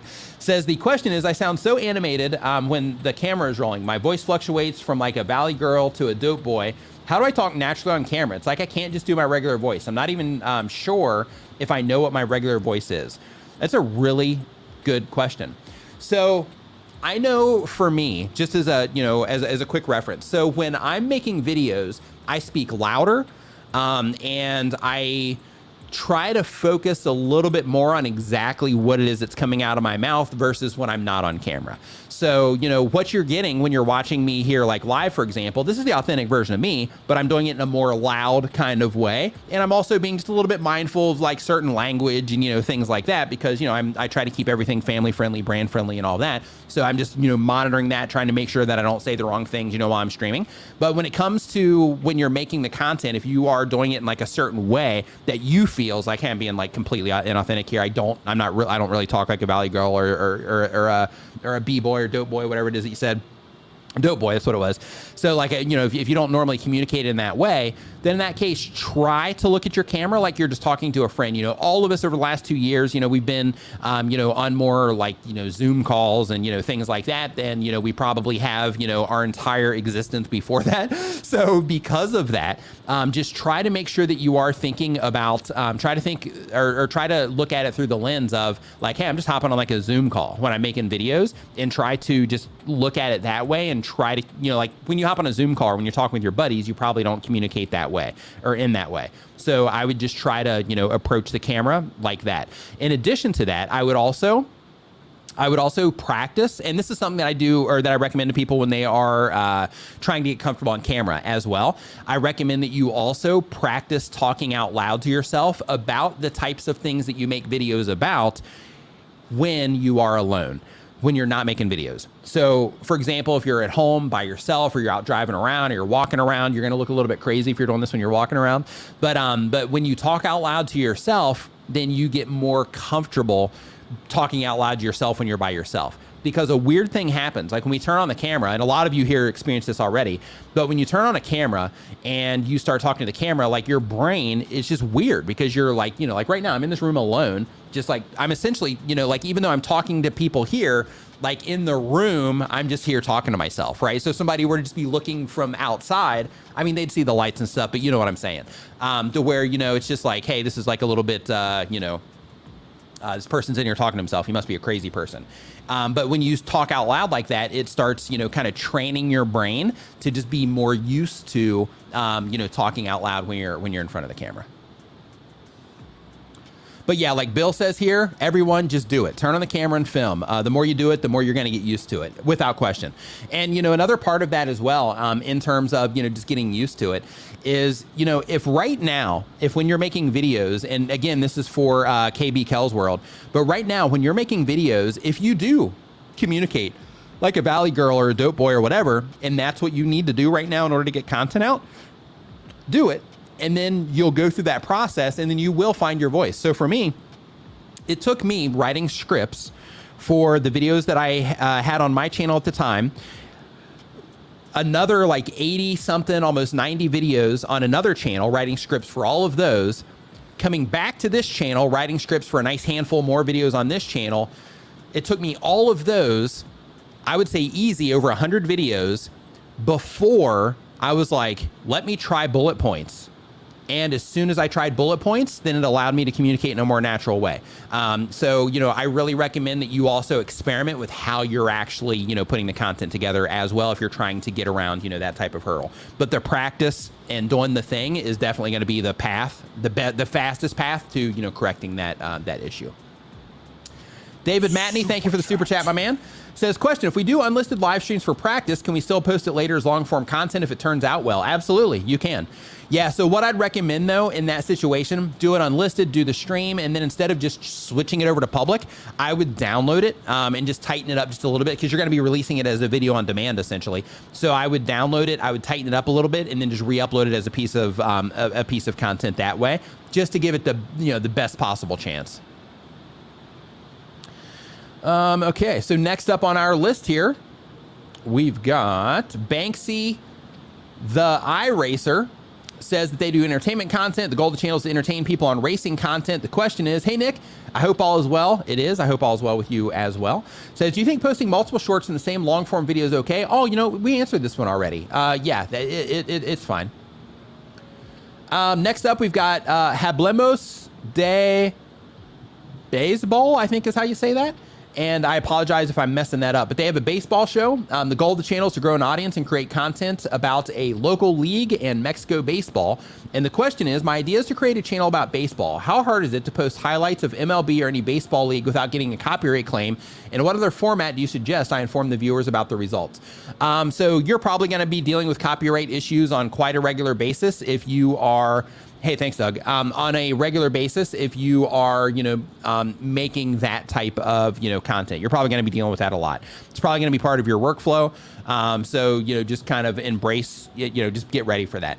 In terms of other ways that you could share that same exact type of content is you sitting there talking about it and sharing your opinions about it and the things that you love about it and the things that you hate about it and all of that, without using the other content. So if somebody comes into the video, they know like, you know, hey, you know, this video is going to be about this topic, this game, whatever. And then by doing that, it's going to, you know, like they just come in there for your opinion instead of needing to watch the actual clips that you're talking about.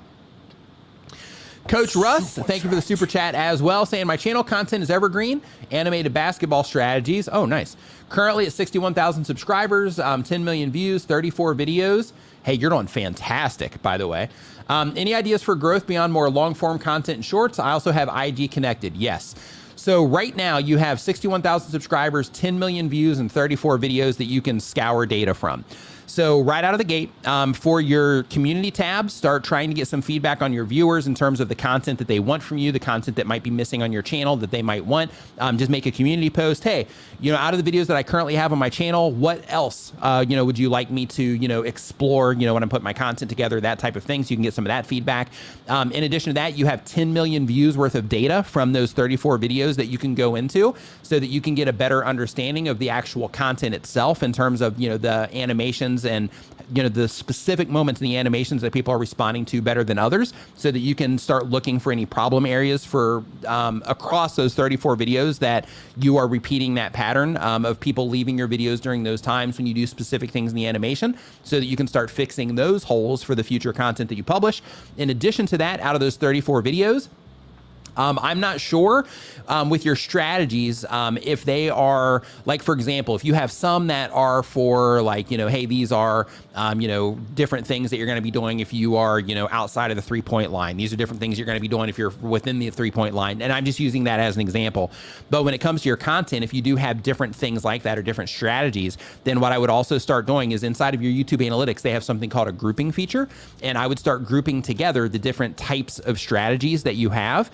And then start seeing which one, you know, which versions or which strategies people tend to gravitate towards more, they respond to better. And then for your future content, I would start, you know, just kind of experimenting with additional ones, but I would also start making more content about that as well, since you will prove through that data that people are responding to, you know, those more.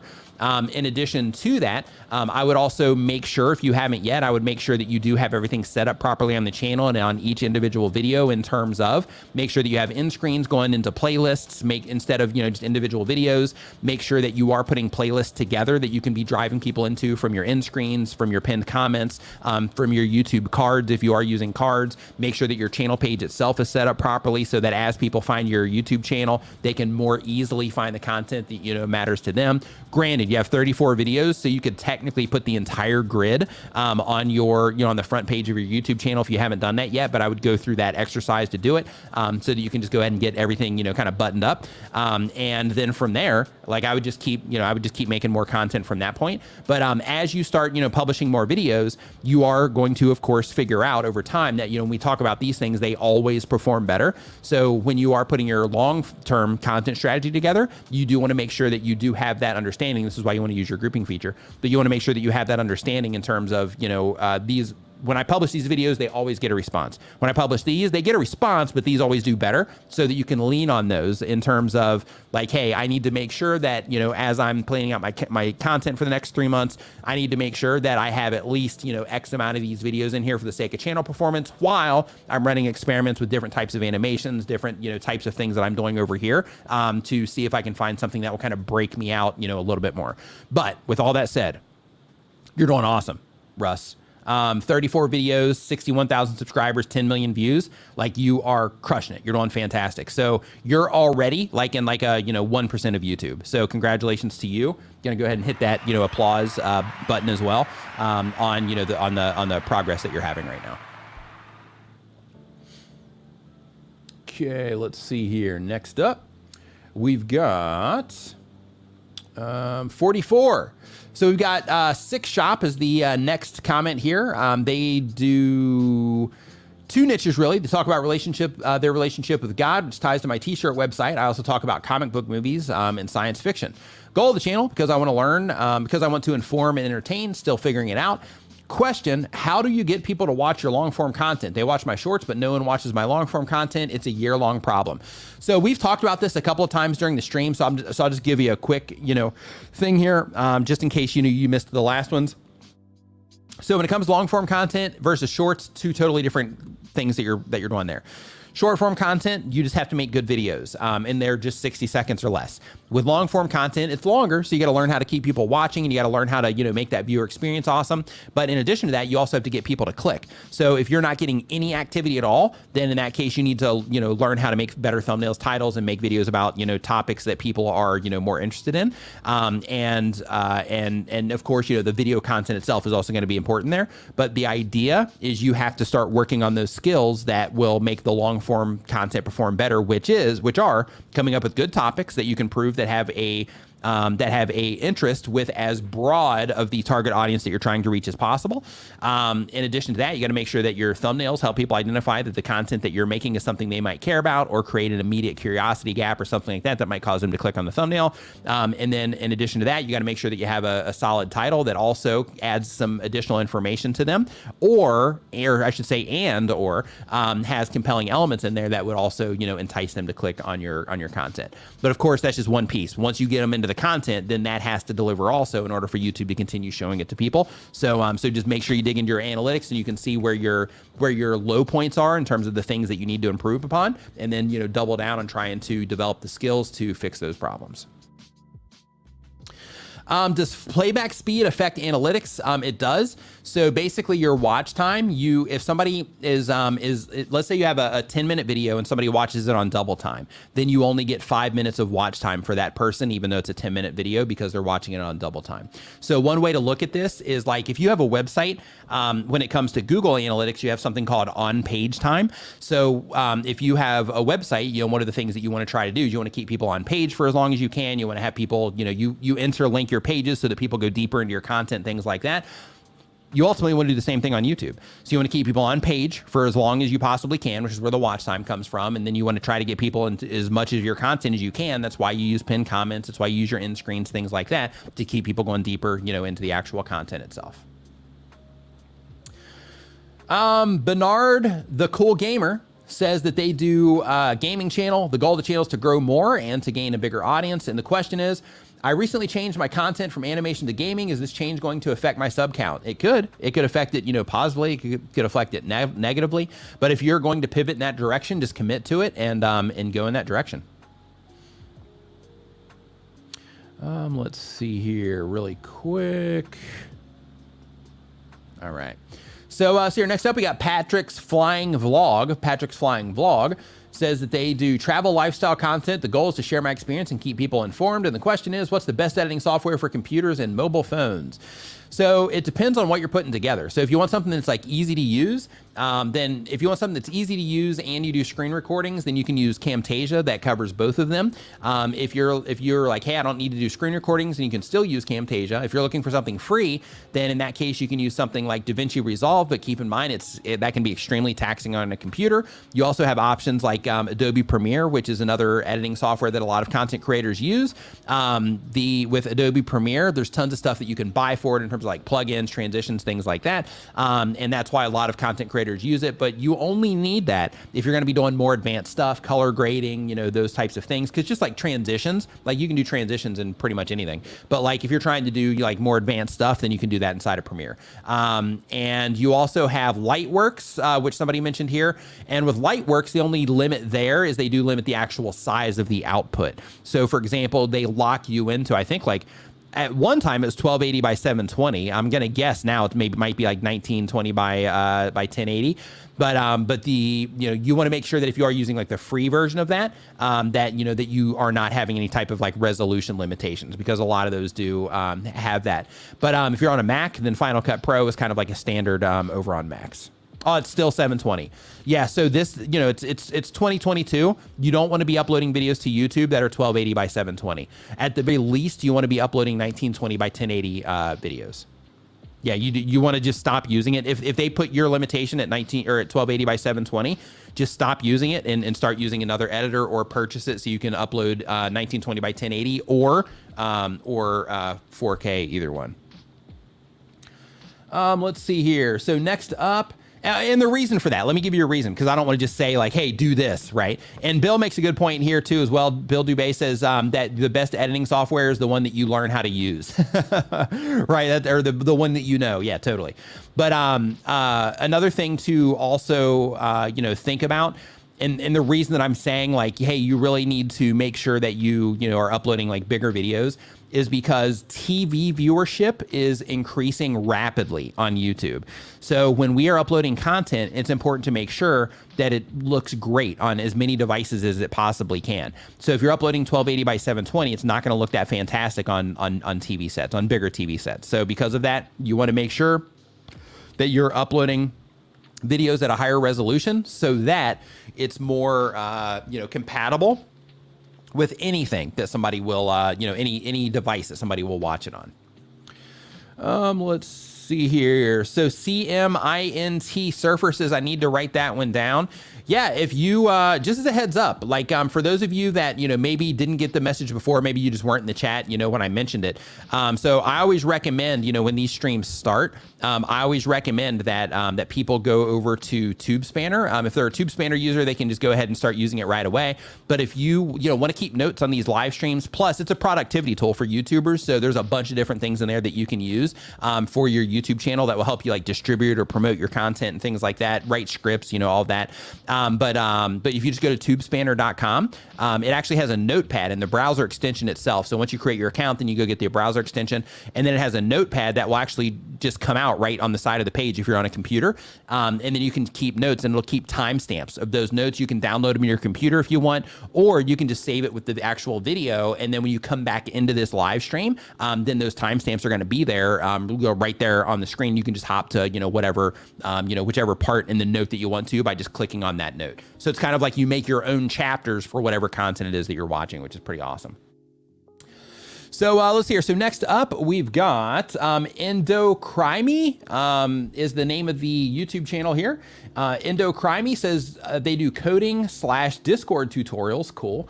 The goal of the channel is to make money and help younger people like me. And the question is, hey, Nick, what's going on? Hope you're doing fantastic. Says, I make coding Discord tutorials, and I've been doing pretty well with my videos. The question I have is that I should start using my voice, or should I start using my voice in my tutorials? It sometimes gets pretty loud at my house, and I've been making voiceless tutorials that haven't been doing too bad, but a lot of tutorials channels use their voice as it gets a better communication with the viewer. So I wanted to know if I should. I'm also curious on how to make my screen recordings more engaging, since it's just me showing other people how to do something without any voice input. Thanks. Have a good day.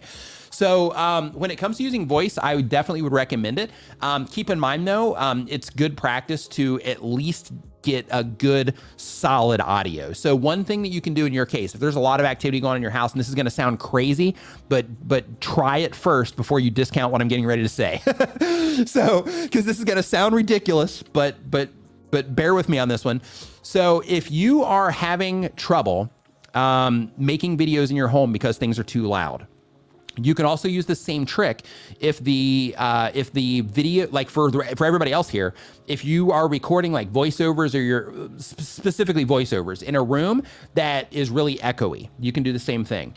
Go grab a blanket, put that blanket over you, and then put your microphone, like right here. Technically, you can use your phone microphone as well, just get it close to you and then export it into your computer, or, just export it into whatever app you use to edit your videos in your phone or whatever. But basically, you put a blanket over you. A thicker blanket is better, of course. And when you do that, it's going to cancel out some of the sound that's happening outside of that blanket. And then it's also going to help the sound from bouncing all over the room when you are sitting there speaking. So by doing that, what that's going to do is that's going to essentially cut out a lot of that extra noise that you're talking about. And it's also going to help you be able to do your thing and feel, like a little bit more privacy, about doing it if you have a bunch of people, running around your house and all that stuff while you're trying to make videos. So I would definitely try that. So really quick, triathlon tips with Coach John says, Nick, I tried to sign up for Creator Mix, but your capture screen wouldn't let me buy. I tried at least 10 times. So right now, just a heads up, John, and anybody else that's signing up for Creator Mix right now, some people are getting through, some people are not. We're actually looking at that, like literally it's being looked at while we're having this conversation right now. So we're having that issue. And we're also having another issue where the emails that are going out once people, set up an account, if they use a Yahoo, an MSN, or a Hotmail account, a lot of those aren't even getting into the account. So Gmails are mostly fine. Some Gmails are having problems. So we're working through all of that right now. So basically I made a video on Thursday about it. And that brought, it was basically, just bringing attention to it through these live streams. Then I made that video about it. Then a lot more people went over there and started, hitting the system with all these different variables. And for whatever reason, the email thing started being a little bit weird, and we started having some problems with the CAPTCHA as well. But all that's being worked on right now. So I recommend that if you can't get in there right now, that you just try again tomorrow, or like Bill says right here, try it with a different browser and see if that, helps at all. A Plus Russian says, cool advice with the blanket, budget studio for the win. Totally. Yeah, it's great because what it does. And Homekeeping Channel says, I've done that with 2 of my videos and it really works. Absolutely. Yeah. By isolating yourself like that under the blanket, you'll feel weird. You'll definitely feel weird when you're doing it, but it'll get the job done. It'll make your audio sound, better. Let's see here. So next up, we've got, let's see here. We got coding tutorials. Okay. So here's what we're going to do. We're going to do a lightning round. So a lightning round, I'll say really quick, D just hopped in, cause he's the one taking care of all that stuff. He says, we'll probably change the CAPTCHA to a checkbox or something easier this week. So just keep that in mind for anybody that has had any trouble signing up there. And next week when we do our live stream, I'll let you know that that's been fixed, or maybe in my news segment, or maybe both. I'll just let people know that that's been fixed. So we're gonna do a lightning round. What a lightning round is here is to where I just answer a bunch of questions and as quickly as I possibly can directly out of the chat. How this works for those of you that haven't been here for a lightning round before is we basically, starting with the Doug's where he says lightning round right here with all the emojis. What you got to do is you put a Q in front of your question, so I know the question is for me, instead of so I know it's not like a side conversation that you're having in the chat. And when you put that question, just go ahead and drop it in the chat, and I'm just going to go ahead and just start running through these questions. So again, you got to have a Q in front of the question. And I'll just wait for those to come in here as that information gets out with the delay that we're having. And really quick, this one doesn't have a cue, but I'm gonna go ahead and answer it.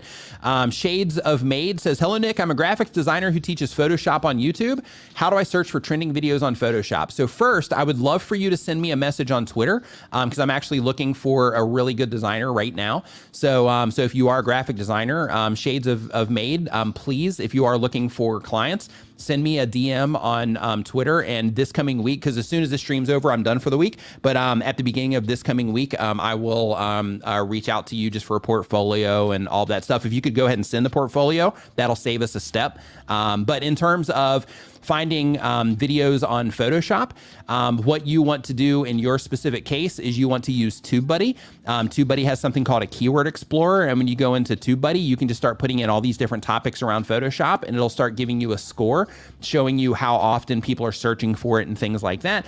And what you want to do is you want to look for the things that are being searched for the most, and you want to make content about those. But the reason that you're doing that is because you want to prove the interest in the thing that you're getting ready to make a video about, not necessarily because you're going after YouTube search. You can still optimize everything for recommendation features, but the idea is that you want to make sure that you are kind of vetting the idea that you have for the content. So that's the approach that you want to take there.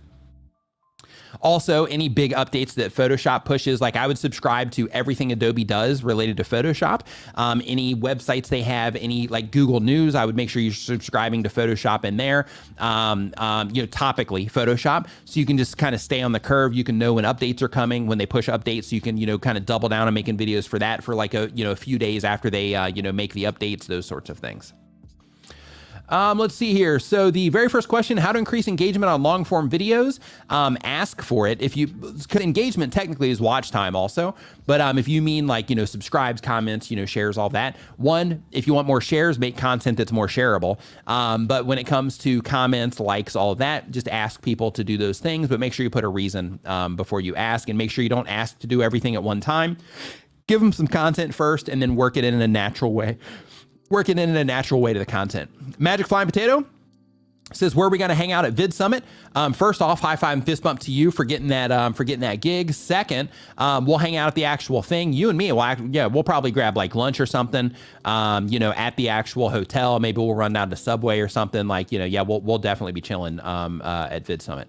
Fiona's Life, are shorts good for new YouTubers? Absolutely. They're actually fantastic for new YouTubers because with shorts, like I've mentioned several times in the stream today, when it comes to YouTube shorts, you don't have to learn how to get people to click yet. So you can just focus on learning how to make good content 1 minute at a time. Whereas when it comes to the longer form content, you got to learn how to make the longer form content that people respond to well. And you also have to learn how to get people to click on it too. So shorts are a great starting point for new content creators, because then you can just really focus on like learning how to hook people, learning how to put together like a really good short that people will watch to the end or loop. How can I make better thumbnails? So that's a really good question. So the first thing to do when it comes to learning how to make better thumbnails is learning, one, what your audience, cares about. So this is going to sound kind of weird when it comes to actually learning to make better thumbnails, because when you think about learning how to make better thumbnails, people might automatically default to like, how do I graphically make better thumbnails? But in order to make better thumbnails, better in my brain means effective. So the very first thing you want to do is you want to get really in tune with the things that your audience cares about as it relates to your content, because that's the imagery that you want to make sure that you focus on when you're making your videos. The same exact thing applies to each individual video. When you're making the video, think about your thumbnail first, think about your title first before you make the content. And by doing that, that's going to help you ensure that you get the shots that you need, that everything is done in a way that's going to help you make sure that you have everything that you need to make a thumbnail that's going to help your viewers recognize it, and then hopefully compel them to click or at least read your title, which will then compel them to click. In terms of if you want to learn how to, learn graphically, what you want to do is you want to watch videos on graphic design, because, the concepts of graphic design will help you make better thumbnails in terms of, white space and, all that. You also want to, learning how to use fonts properly if you use text in your thumbnails, things like that. You also want to watch videos on photography and videography, around framing and those sorts of things. And the reason you want to watch those is because there's a way to make thumbnails to where they'll feel comfortable when somebody sees it. And then there's a way to make thumbnails to where when somebody sees it, it's just going to feel like, just kind of like, I'm not going to click on that one. So because of that, you want to learn the basic rules of, design and photography, just at a basic level at least, so that you can leverage those to, draw attention to the things that you want people to focus on in your thumbnail. Because here's the thing, you can make a thumbnail right now and you can put all kinds of stuff on it. And somebody with experience can say, okay, first they're going to look at this, then they're going to look at this, then they're going to look at this, then they're going to look at this based on how I'm putting all this together. Somebody that doesn't have experience will just throw a bunch of stuff on there. Somebody that doesn't know how to do that, they'll just throw a bunch of stuff on there. And by throwing a bunch of stuff on there, it'll just look like a total mess. So, by learning those, principles, it'll just help you learn how to focus a viewer's attention on specific things in your thumbnail. A+ Russian says, why does StreamYard have a duck on the logo? It's a great question, and I'm not sure. Yeah, I'm gonna ask somebody that. Yeah, I'm not sure. Yeah, I'm gonna try to remember to ask that next time I talk to them over there. Let's see here. Let's see here. I want to get a community tab. So have you coached non-English speaking channels, and how many? No. I've never worked with a non-English speaking channel. I've worked with non-Americans that have like accents and things like that, but never a non-English channel. The reason for it, well, actually, yeah, I have. Yeah, I've worked with Thai channels. So when it comes to that, yeah, I have. I actually forgot about the Thai channels, but yeah, so yes, I have. But when it comes to that, if it's non-English, I can look at data, but I can't go into details about like, titles and things like that. But right now I'm not working, I'm not taking clients, right now anyway. But when it comes to non-English, like in the Thai situation, I was able to look at the data and, scrape together, information on thumbnails, things like that. But I couldn't get into details in terms of like text used in thumbnails or text used in thumbnails, text used in titles and things like that. When's YouTube going to wake up and make it so you can super chat from a pop-out chat window? Yeah, who knows on that one, right? Let's see here, just making sure that I got everything here. When people loop my shorts, does each loop count as a view? Yes, it will.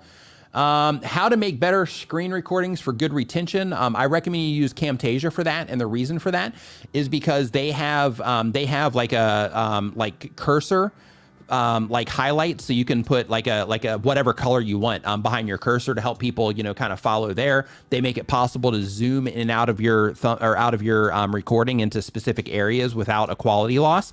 And the reason that you want to do that is because a majority of the viewership on YouTube actually comes from mobile devices. So you want to make sure that you are, you know, optimizing everything so that if somebody's looking at it on a small screen, they can easily understand exactly what it is that you're doing. And as a part of that as well, they also have where you can draw squares around stuff. You can spotlight specific things, that kind of stuff. It's an awesome tool. Like if you're a screen recorder, if you're doing any type of tutorial content, I can't recommend Camtasia enough. It's not because I'm a sponsor or because they're a sponsor. I've been using Camtasia since like one of the first videos that I made on my channel. I've mentioned them across my channel way before we've had any contact at all, just because it's an amazing tool. So I've been using them since 2014. So I can't recommend them enough. Let's see here. I'm just looking for anything that I might have missed because I accidentally flipped down here to the bottom. Let's see. What's a good way to encourage people to donate during streams? I feel weird asking. So a good way to do it is to provide a type of value that would encourage it. So, you know, for example, you see here during these live streams, I'll sit here and answer questions for free for 3 hours long if nobody super chats, and that's totally cool. And I'm 100% cool with that. No problems at all. However, some people will super chat as a means to get their question answered as a priority. So what happens is I prioritize the super chats because they're putting skin in the game, so to speak. So the least that I can do is ensure that their question gets answered here during the stream. So, you know, in my particular case, by answering, you know, the questions and going through that, as people start to identify that, hey, this is like, I need to get this question answered, then they know that, you know, they can drop that super chat just to ensure that it gets answered, versus, you know, waiting for me to, you know, to hit it in the form. So when you're doing your stream, so instead of asking, you know, just figure out a way that you can add a value that would encourage people to super chat. How to keep watching until the end when showing pictures to describe your commentary videos. Well, in that case, you know, just keep in mind that, you know, your voice, since you're doing commentary, is going to carry a lot of the weight there. So even though you are showing photos, you are still creating an experience through your voice, just like they do in radio, just like they do in podcasting, just like they do with any type of audio. So you want to make sure that you are leveraging your voice and trying to be as engaging as you can with your voice. Okay. So on that note, I want to thank everybody for hanging out in the stream today. I hope you got, you know, some type of value out of, you know, what it is that we, you know, did here today. Bill, thank you for the super stickers, man. I appreciate it. If you are somebody that's just getting started on YouTube, I do want to let you know that during the stream today, you know, we've talked about all kinds of different stuff. And I know that sometimes that it can be overwhelming in terms of, you know, like, hey, I you know, like this is all, you know, great and all that, but like, I don't even know, you know, what some of this stuff means, right? So what I recommend is that if there's anything that I said in terms of like audience retention reports, CTR, we answered questions about CPM and RPM earlier. If there's anything that I mentioned that you can remember, just make sure that you write it down, take a note on it, and start exploring what those things are. If I was talking about things like, for example, the grouping feature that we mentioned here during the stream today, go in and find where that's at, because you can pull so much information from, you know, grouping your content together in terms of the things that your viewers, you know, actually want. And you can compare content sets against each other and all of that. So, you know, your grouping features is a fantastic tool that you need to learn how to use as a content creator. So like anything that, you know, we talked about in the stream today, if you're like, hey, I don't know what that is, or hey, maybe let me see if that, you know, if I can apply that to my channel or whatever, like just take a note on it so you don't forget. And most importantly, try to take action on some of the information that you heard today if you're not doing it already, because you can learn all this stuff, right? You can learn it until you know everything, you know, as much as everybody else. But if you're not applying the things that you learn, you can't expect to get, you know, the extra results out of it. So because of that, I encourage you just to make sure that you do take at least something and apply it to what it is that you're doing this week. And then, you know, we can meet up here next week and we can go through the process again, and then you can get more takeaways that you can apply to what it is that you're doing. So have a awesome rest of your weekend. Thank you so much for hanging out. Stay safe out there, and I will see you next time.